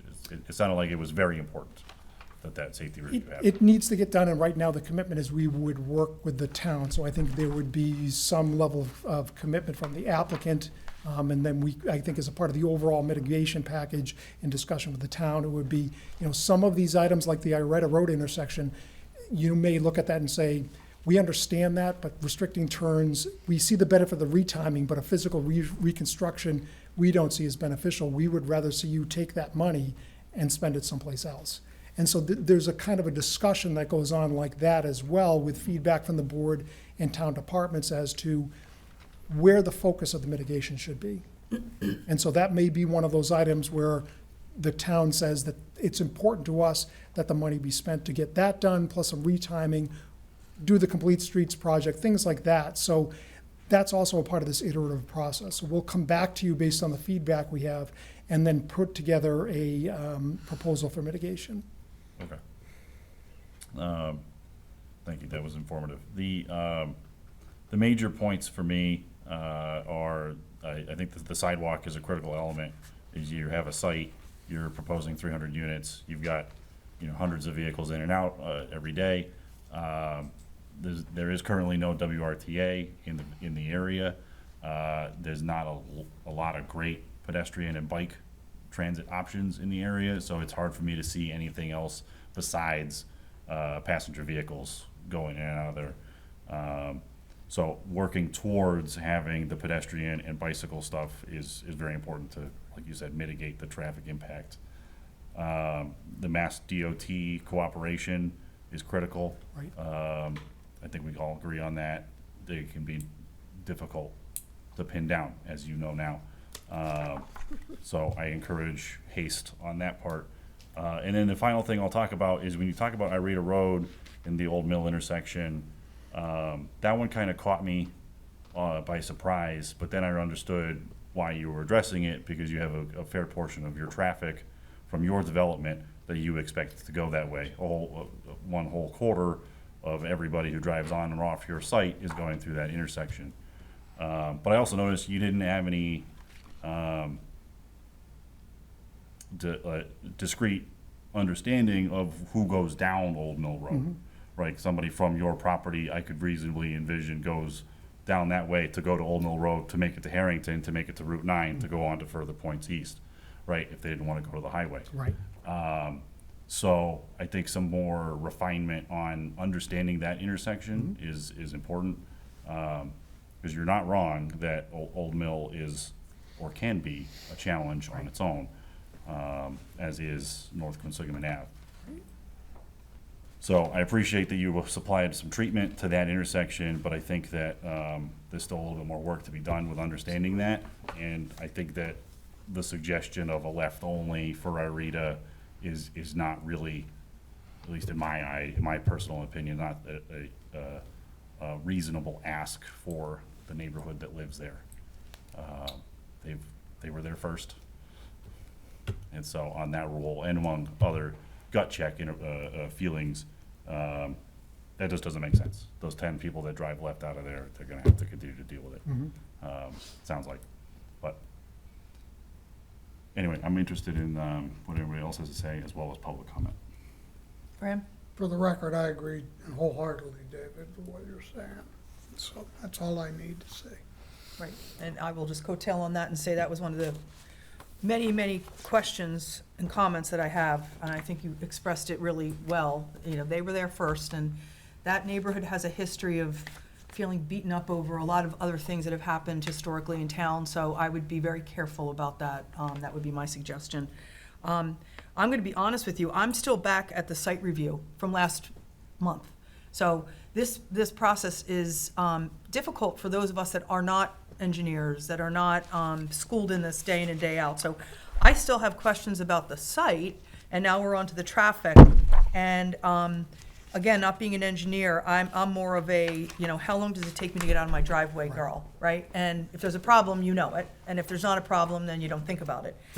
We have a problem at this intersection. There is no two ways about it.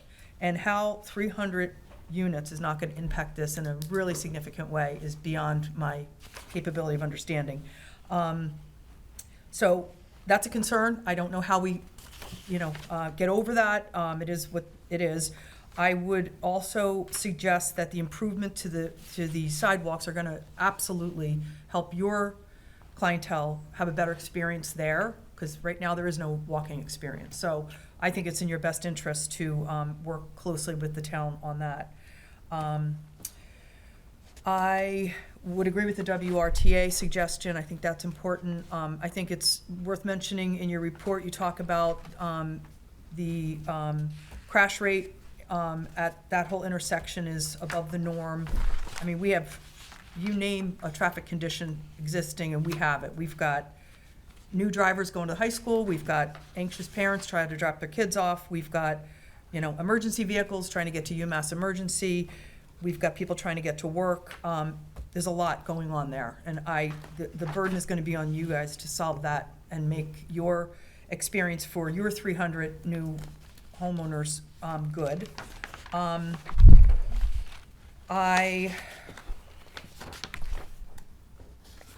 not sure that you mentioned that the one-bedroom aspect to this will have less of an impact on the trips or more of an impact? So the trips are based in the table that you have there is probably has more 2s and 3s than what is going to be in this project. So what is there is more of a traditional mix of unit types within the developments itself, rather than something that's more heavily rated towards 1s and 2s and 1s and studios. I mention that because when we do parking calculations, unlike the trip generation, can be done based on the number of bedrooms. And what's shown is that as the number of bedrooms goes down, the number of parking or your parking ratio goes down as well. So that would correlate to some extent to the trip generation. So it's more looking at those two things in context and saying, typically if you have more 1s and studios, you need less parking, which would then say, obviously, tend to have a little bit less traffic generated with those. So that's where that comment comes from. Thank you. That's interesting.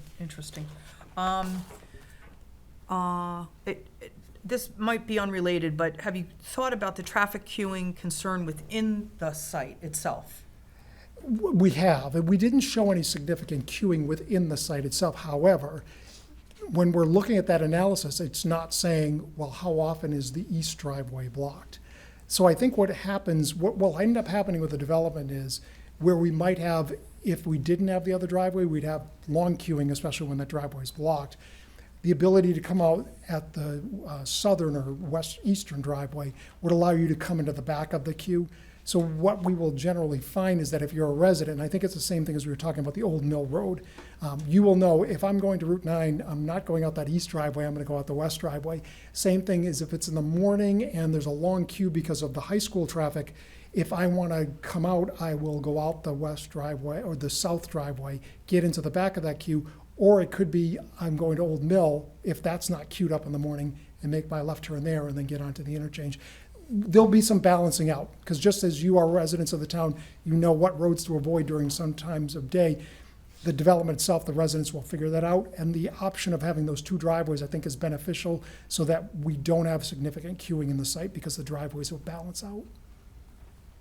Yeah, I mean, I think it's, traffic Tetris we play in any town that has a lot of compact living. But what about the, I don't know if I'm going to explain this correctly, but just the same situation we have on Ireta Road with suggesting that they only turn left, no left turns, right? No left turn. What, how about within your site, disrupting the traffic flow? Tell me about that. Close to the traffic signal. Yes. So there's not going to be a disruption in flow at the southern driveway because of the fact that it's so far away from the traffic signal. There's adequate gaps in traffic that it's not going to disrupt the flow of traffic along North Quinsigamond. The same would happen up at the northern driveway. The condition would really be at that location is what we don't want to have is someone coming partially out trying to make the left-hand turn from that driveway when there's a queue of cars there. That would then impede the flow of traffic. The issue really with restricting turning movements on a residential driveway like this is that the majority of the day there's going to be opportunities to turn left there. If we say that you can't make left turns at that driveway, then you are forcing everything down to the other driveway when, at least at the present time, and I think it goes back to the discussion of what you're saying about mitigation at that intersection. And the thing like constructing the right turn lane is that we would want to develop a mitigation plan that makes sure that you can make a left turn out of there safely, and that addresses the safety, but also making sure that we don't have those backups happening that continuously block that driveway. So I think that's something that as we look at the offer of mitigation is how do we accomplish that? But I think restricting the turning movements at the driveways, we've shown that the sight distances are adequate. So from a safety standpoint, you can see a car that's coming at you, but the interruption of flow, yeah, we want to make sure that that queue doesn't get to a point where you pull partially out and then you stop the ability of someone to get up to the traffic light. So I think the mitigation can address that. Could that be addressed during, or restricted during peak hours only? Would that be something you would consider? So I think that's something that as we look at, hearing your comments, as we take it back and we can evaluate that and see if that's something. Because as I said, during the off-peaks, and I think this is what you're getting at, well, maybe during the peak periods you look at doing that, but during the off-peaks, Right. it's something else. So I think we can consider that when we come back and as a response to it. Because we've got a lot of good feedback, like don't waste your time in restricting movements at Iretta Road. So we're not going to waste any effort in looking at that, and we'll look at these other things and see how we might be able to make improvements. Okay. Didn't mean to interrupt. I'm gonna go back, and I asked this question at the last meeting, and I'm just gonna, it's like a dog with a bone thing with me. The gated, emergency vehicle situation behind the back, I think you're gonna have a really hard time with that one. I think that people are gonna want to find a way to get around in a big circle, yes. We've reached out to the fire chief and asked him what he wants there. And based on we hadn't heard back as of 2 days ago. So we're going to right now propose something and go with that. It'll probably be a gate with a Knox box on it. Mm-hmm. Chris? I was gonna say, I don't wanna speak for the fire department. I'm happy to follow up with them as well, but generally the gate and the Knox box is what they require. So that's what I was gonna suggest is likely gonna be the requirement. But I'd rather hear it from the fire department, so I will touch base with them. Mm-hmm. I would be remiss if I did not comment, and this might be the wrong thing to say, but your fair share financial contribution to the town, you've mentioned it a couple times. I would just ask you to really make it a good fair share. You have 300 units going into a place that is a really tough squeeze, in my opinion. And so I'd like you to take that comment and think about that. And I would just want to understand the transportation coordinator program that you're suggesting. Have you had success with that in other sites? I'm just curious about that. It's interesting. I don't know how successful it will be, but is that something that you've seen work? Absolutely. I would think, and your consultant can opine as well, we never do a multifamily residential without a transportation demand management program. If nothing else, there's a coordinator, and it's usually the person that runs the leasing office there that's informing the residents as to what's available.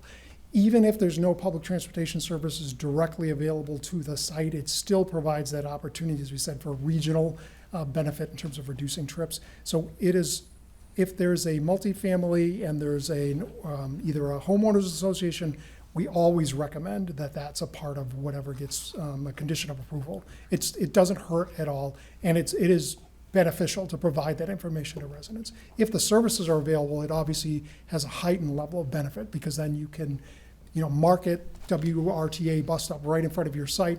Here's your transit schedule and all of that information. So this is a little bit different, but I think it goes to what everyone has consistently said, which is complete streets and bikes and walking, is to explain to people what's available in this area that you don't need to use your car. You've got the river across the site, if you've got the sidewalks and connectivity and you can bike safely and things like that, we want to push that. Mm-hmm.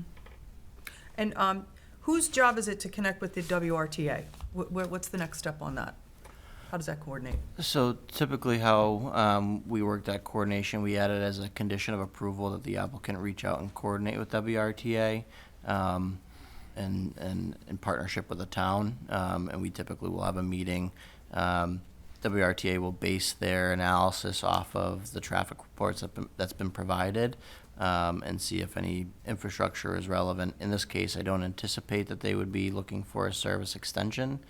Sometimes we look for, what we've pushed for multifamily developments is some kind of a infrastructure improvement within the right-of-way to accommodate bus school children, and if that then accommodates future WRTA service as well, so be it. But to put some of those improvements in place so that they can serve both of those needs is typically what we look to see happen. I think that's all the questions I have. Fran? Is the TC gonna be an employee of the owner of this development? Correct. It's somebody that is employed as. Full-time employee that does other things. Does other things, right? So could be the person sitting in the leasing office, but as you go in to rent a unit, it's part of your packet that you get, is they're responsible for putting this information together, and you I get it as see a it new here. resident. Okay.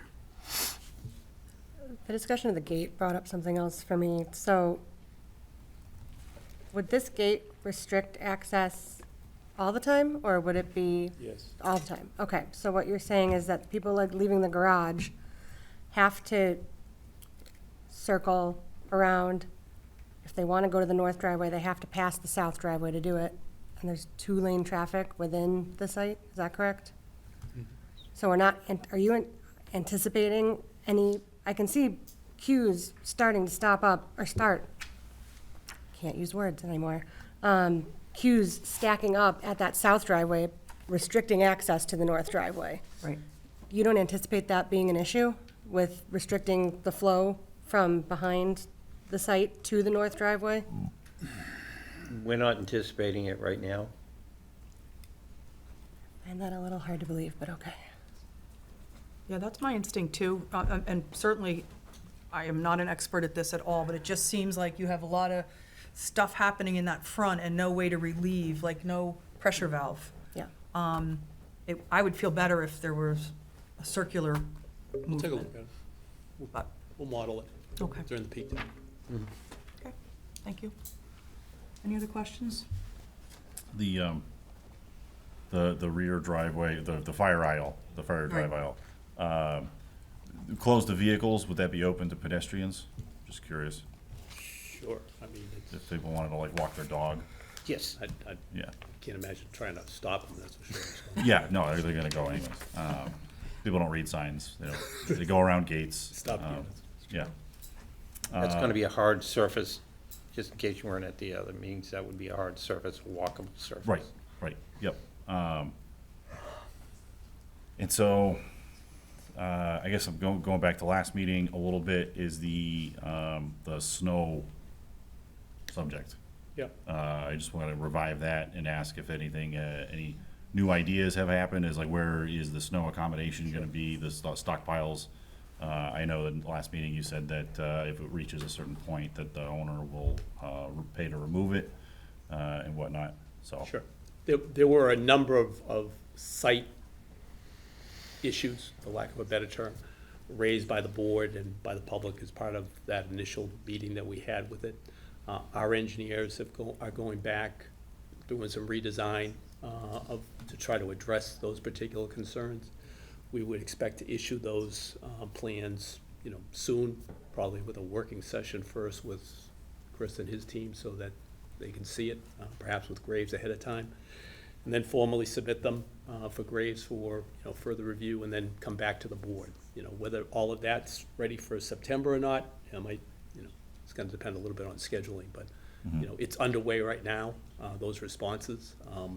I don't think any of us right here are conversant enough to say this is what necessarily they're doing, so I don't wanna get ahead of it, I certainly don't wanna overpromise.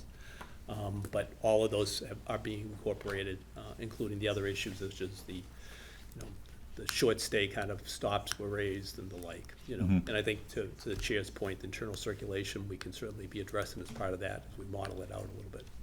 Yep.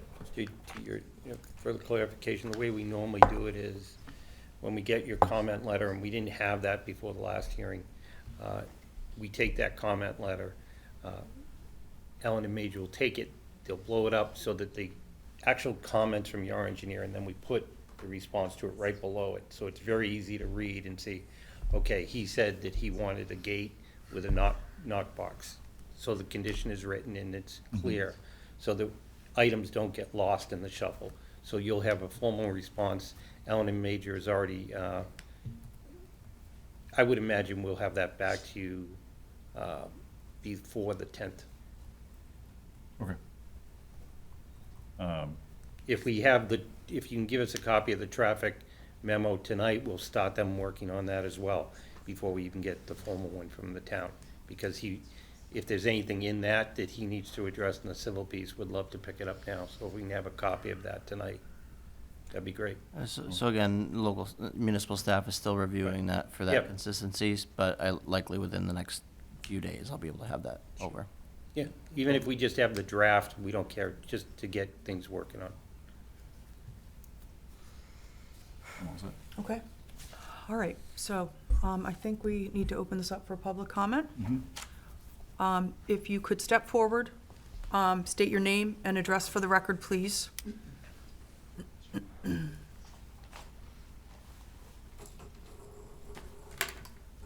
Hi, my name's David Snook. I'm at 18 Round Table Road in Shrewsbury, Massachusetts. I've been a resident in this town since 1991. I really appreciate your valuable time to give me an opportunity to make a comment. I'm aware, very aware, that this project is a done deal since it involves affordable housing. I have come to make basically two comments. The one is, I feared that if no one would show up, that it would be assumed that the taxpayers and residents of this wonderful town had no problem with this project. If I could stop this project, I would. I know it can't be stopped.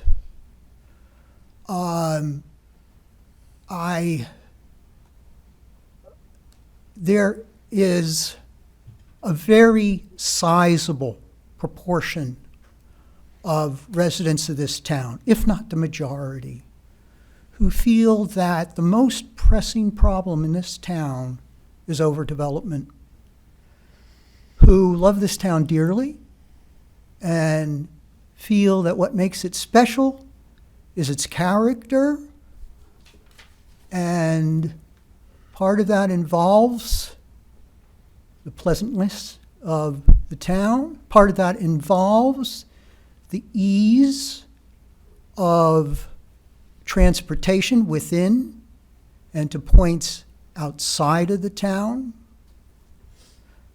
So I know that this development is going to go through. But I didn't want anyone to feel that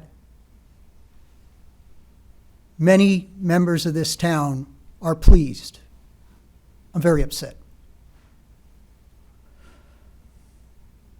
There are many people in this town who are concerned that Shrewsbury will eventually have the character of Framingham, Massachusetts, which is a wonderful town.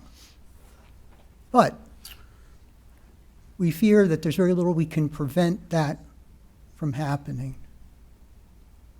So again, my first point is simply that, please know that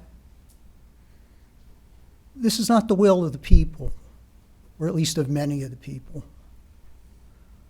My second comment has to do with going forward in the future pertaining to these concerns. And I think I would point out a statement made by Selectman Greg Richards at the beginning of the July 22nd Select Board meeting. This town needs to do whatever we can to control our development in a manner that is best for the town. The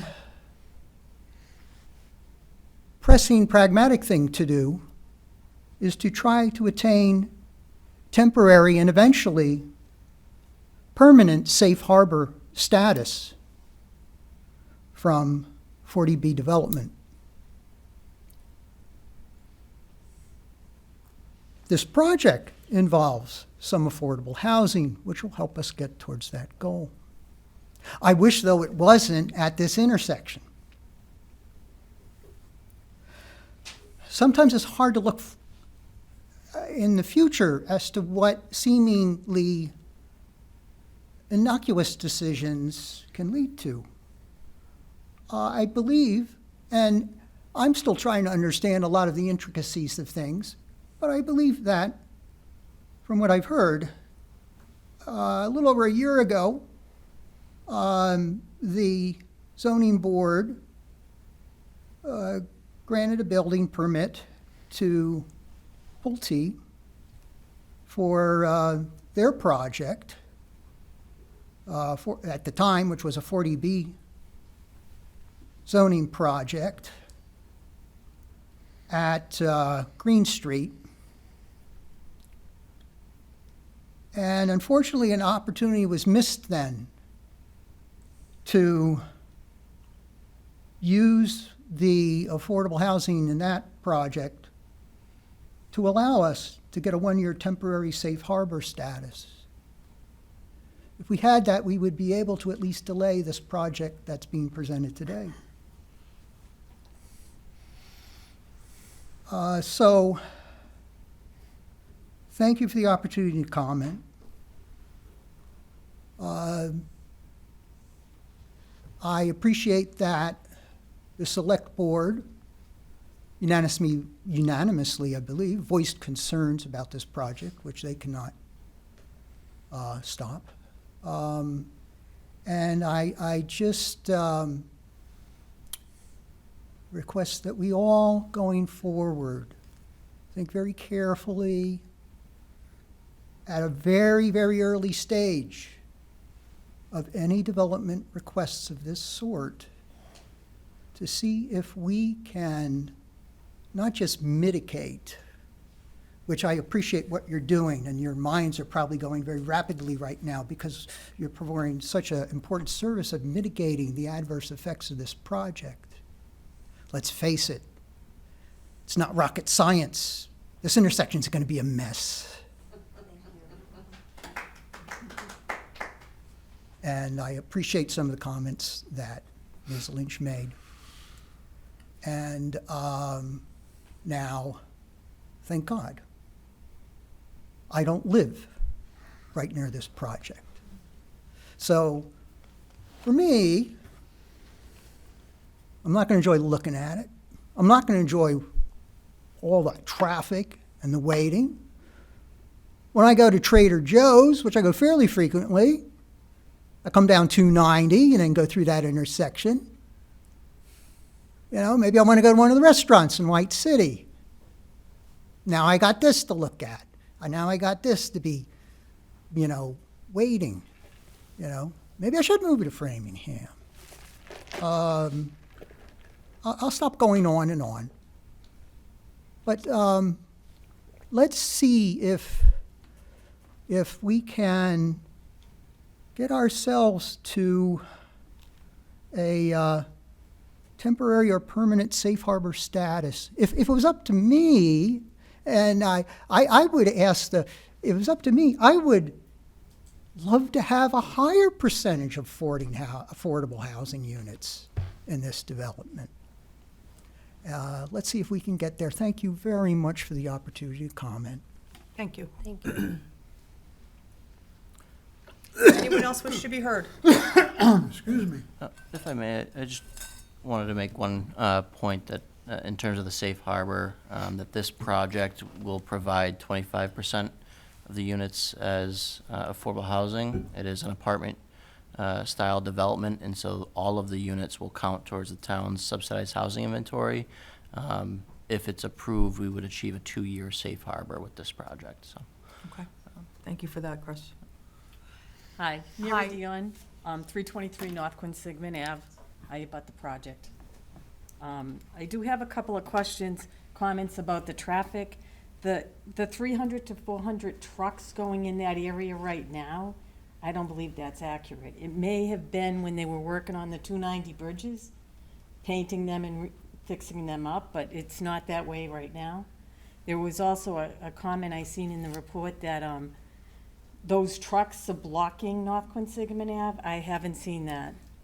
So, I would say unless you're counting the trucks that are going to the post office, because there's a lot of truck activity going to the distribution center. The backup on North Quincy and 290 is not just 6 cars. It goes all the way to the 290 bridge on North Quincy. So that's more like 12 cars.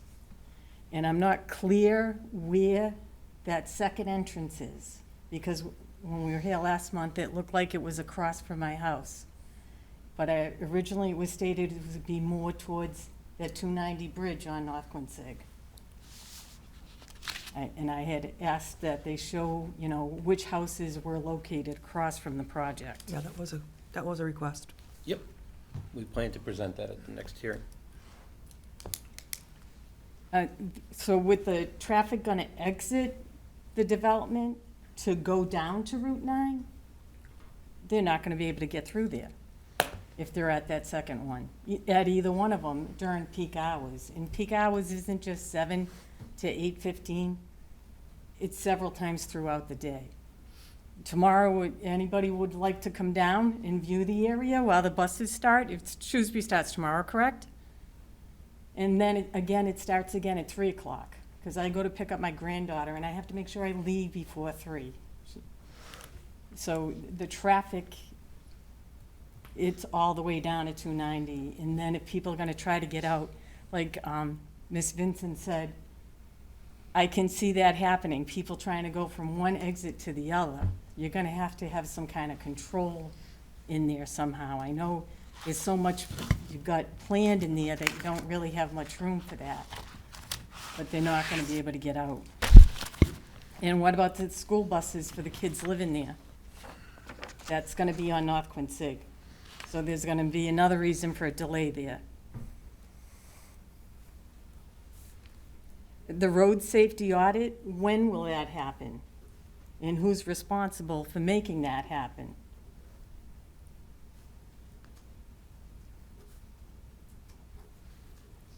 In the road improvement, I do think the right hand is gonna make a difference, but there are cars going straight through there.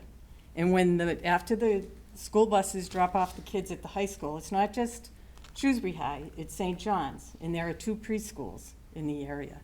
Then the buses gotta come back to go down to the other side of town to pick up the other kids, for the middle school and the elementary schools.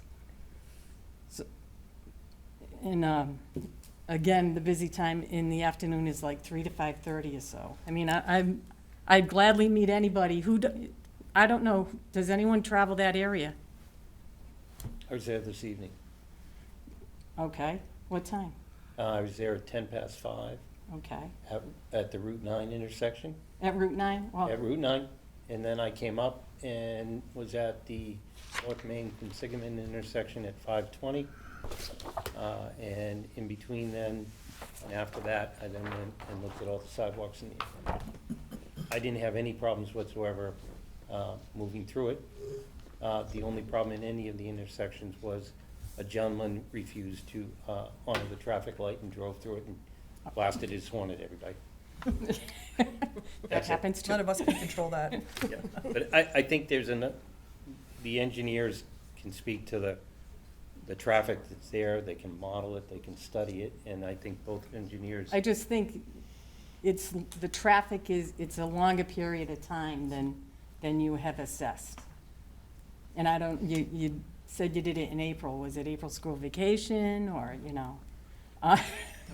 Make sure schools are in session. Yeah, that's, also on the months of April and May, the lake hosts many regattas. People come all through New England and they park on both sides of the road. In front of that, on the sidewalk, the police put up signs, no parking, the people throw them on the ground. I just can't believe people do this, visiting from another area, but they just park wherever, no respect. So how are the people in that development gonna get out? You gotta have something in place to help this work.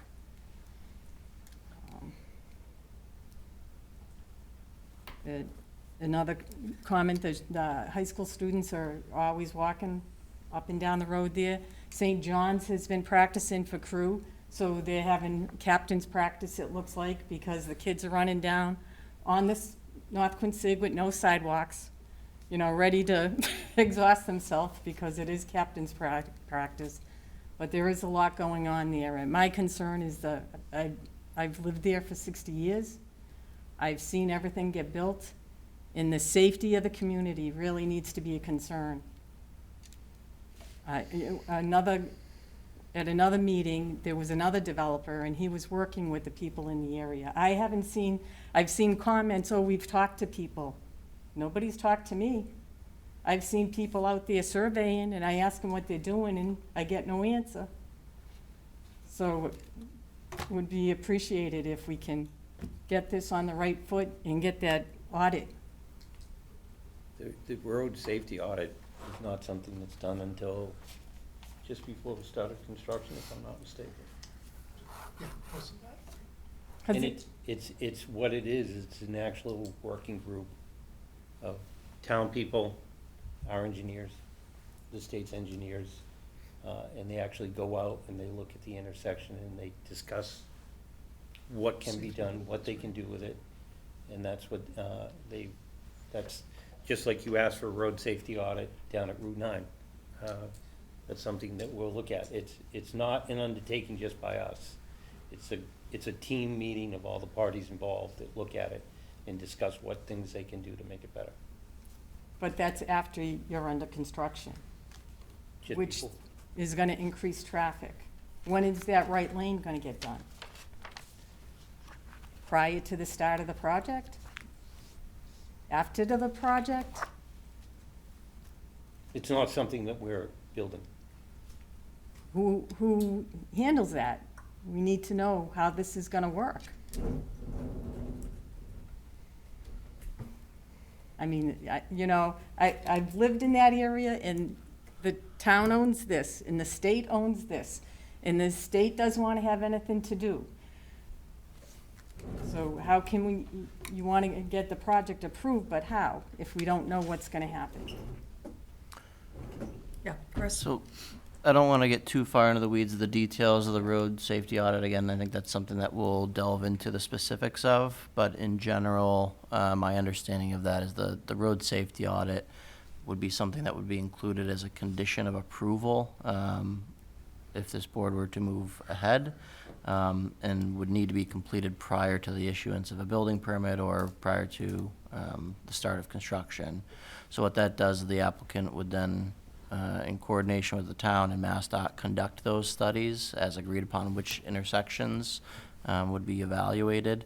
And then those would be tied to likely a fair share commitment of cost for improvements that, again, the town, MassDOT, and the applicant would pursue in coordination. So that's my understanding of it, but again, we'll delve into some more of the specifics and have some of that information for you in terms of the road safety audits. Okay, thank you. Anyone else that wishes to be heard?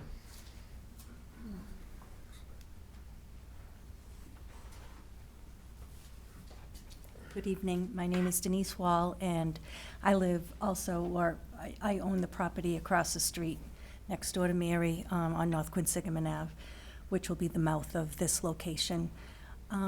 My concern, as Mary Beth had asked, about the number of bedrooms, bedroom apartments, I'm just kind of confused as to how the decision has been made as far as how traffic is lessened with more bedrooms versus that one or studio apartments.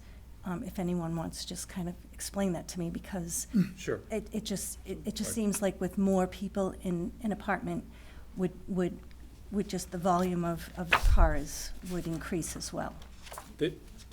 Sure, through you, Madam Chair. Yes. There's no doubt, and we're not suggesting that traffic isn't increased with the development being constructed over existing conditions.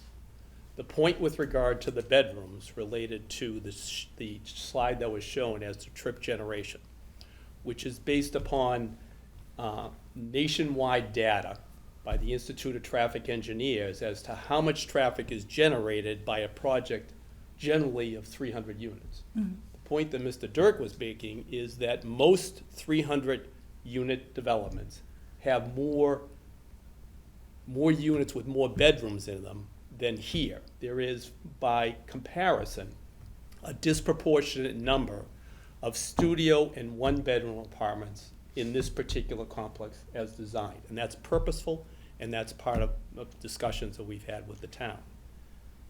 Having said all of that, Mr. Dirk's study still used all the traffic generated as if there was no deduct, if that's the right term, for that data. So what was presented was a conservative approach for what the traffic would generate at the peak hour for both morning and afternoon for a 300-unit prototype in some fashion. But we are not suggesting, nor would it would be facetious to suggest that traffic's not going to be increased. The impact of the traffic, however, will not be a material increase to the existing conditions. Okay, thank you. Also, do you feel that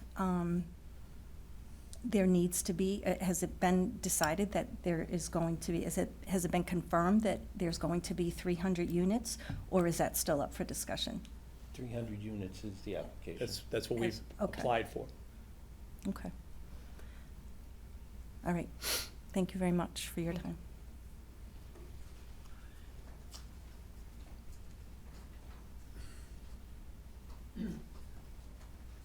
Hi, Susan Hyder, 327 North Quincinamon Ave, directly across the street.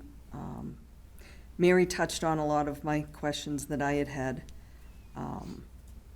I was wondering, though, the right turn only lane to go from North Quincinamon onto Main Street, would that be a right turn only light, or is that just going to be right on red?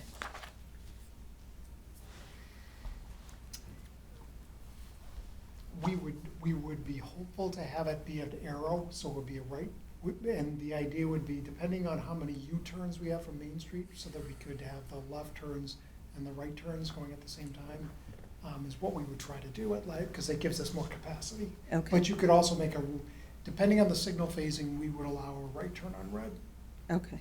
Because right now, there's no sign, so people try to do right on red, but with the traffic coming out of Holden, they have a left signal only. So that really negates the opportunity to do right on red. And then you have to be very careful because the traffic flying off of the bridge coming from Worcester will rear end you if you don't goose it when you do your right on red. I can also confirm that there's no way that there's 300 to 400 vehicles coming in and out of that property any given day at all. I'm home, I work from home, I'm there, I take my dog out every 2 to 2.5 hours. There's no way. And it's really scary walking on that road now, because the cars just fly. So I thought it was funny that you mentioned there's absolutely no walking experience. That is a fact. I do like the idea, though, of the tenants or your clients, when they exit from the north exit entrance, to only be able to take a right turn. That makes sense, because they're gonna have a very difficult time to take a left turn out of your property from the north entrance. And the south entrance would be a better option. They might have a better opportunity to take their lefts that way. Because I know, like, I'm mostly 290. I have to try to take a left out of my driveway, then hopefully the right on red, get on 290, do what I need to do. But then coming home, I go to work one day a week. I have to come home anywhere between 2:30 and 4:30 in the afternoon. And I have to pull in my driveway, and I can't then pull out to back in like I like to. So I have to just park sideways until the next time I go out, because there's just no way I can make that turn without someone flying up on me. That's it. Thank you very much for your time. Thank you. And I think that exhausts our public comments since there's nobody else left in the room, so. All right. Anything else before we continue? Brenda, do you have a question? I thought I had something I've forgotten. Okay, there you go. See, they keep us here long enough, we forget our questions, right? I'm sure we'll be back. Yeah, I got one thing. yes. And this is just a recommendation for the applicant to consider in the review process for different intersections, the entry for your property. I'm looking at the southern one most. And I think you outlined it. You're expecting a lot of left turn traffic across North Quinsigamond to enter that driveway. My recommendation is to try to find a way to get your own left turn lane there, because what's gonna happen is you're gonna have a queue of cars that need to turn left there, and then everybody's flying down the breakdown lane right next to them. So either there's gonna have to be some other form of traffic mitigation done through cooperation or coordination with the town to control those, like that breakdown lane drive-by scenario that happens in a lot of places in Massachusetts. So that's all I just wanted to give you a heads up on. Thank you. I just would want to say that I'm really impressed by the comments from the public part of this portion of the meeting. I think they were respectful, I think they were well thought out, and I hope you take what we said and what they said into consideration and what comes, forward next. So we'll be looking forward to seeing all that. All right. Can I get a motion to adjourn? Can we get a schedule for going forward, what you'd like to do, what the next steps are? So we've covered, We need a motion to continue. Yeah, he's a board. so we've covered the topics of site design and stormwater. I imagine, we'll have some additional comments related to that. Traffic is the other one. Typically look to the applicant if there's additional specific topic areas that you'd like to present on, or if we just have general on the remaining information to have that wrapped up, so. Well, as I indicated, we do have modifications to the site plan that was reviewed before. It sounds like, based upon what Mr. Calhoun said earlier, that will be ready for September, so we can certainly come back with that after having, as I indicated, shared it in working sessions and with Graves ahead of time, so we can kind of streamline those points. We can do that. I don't want to commit right now on traffic until the first step is get the review letter so we can prepare a response to it. So, we can certainly visit that as second. I don't know if beyond that, there's any particular concern areas that we haven't touched on that board members want to make sure we have. We touched on, for example, at the initial meeting, architecture.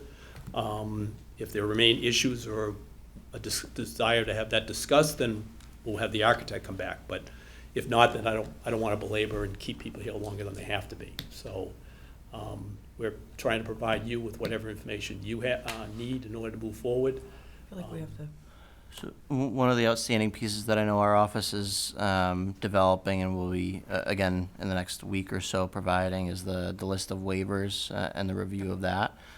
So we can do a list of waivers, and to the extent of some of the conditions, potential condition language that was discussed, we can begin drafting some of that condition language. Some of it's included in our initial comment letter, which is our kind of general slate of conditions, but in terms of the specific commitments, I'm happy to start drafting that language as well, so we can do a waivers and conditions. So you're thinking next meeting would be waivers and conditions? And any site improvements that. Yeah, we have the update to the site plan, which Okay. we'd like to present to you. We'll be providing a new iteration to it, so it'll be the new plan set that'll be adopted into the decision anyways. And we'll do the ordinary course of running that internally and through your peer consultant ahead of time. So we'll be ready for that, it sounds like, for September for sure.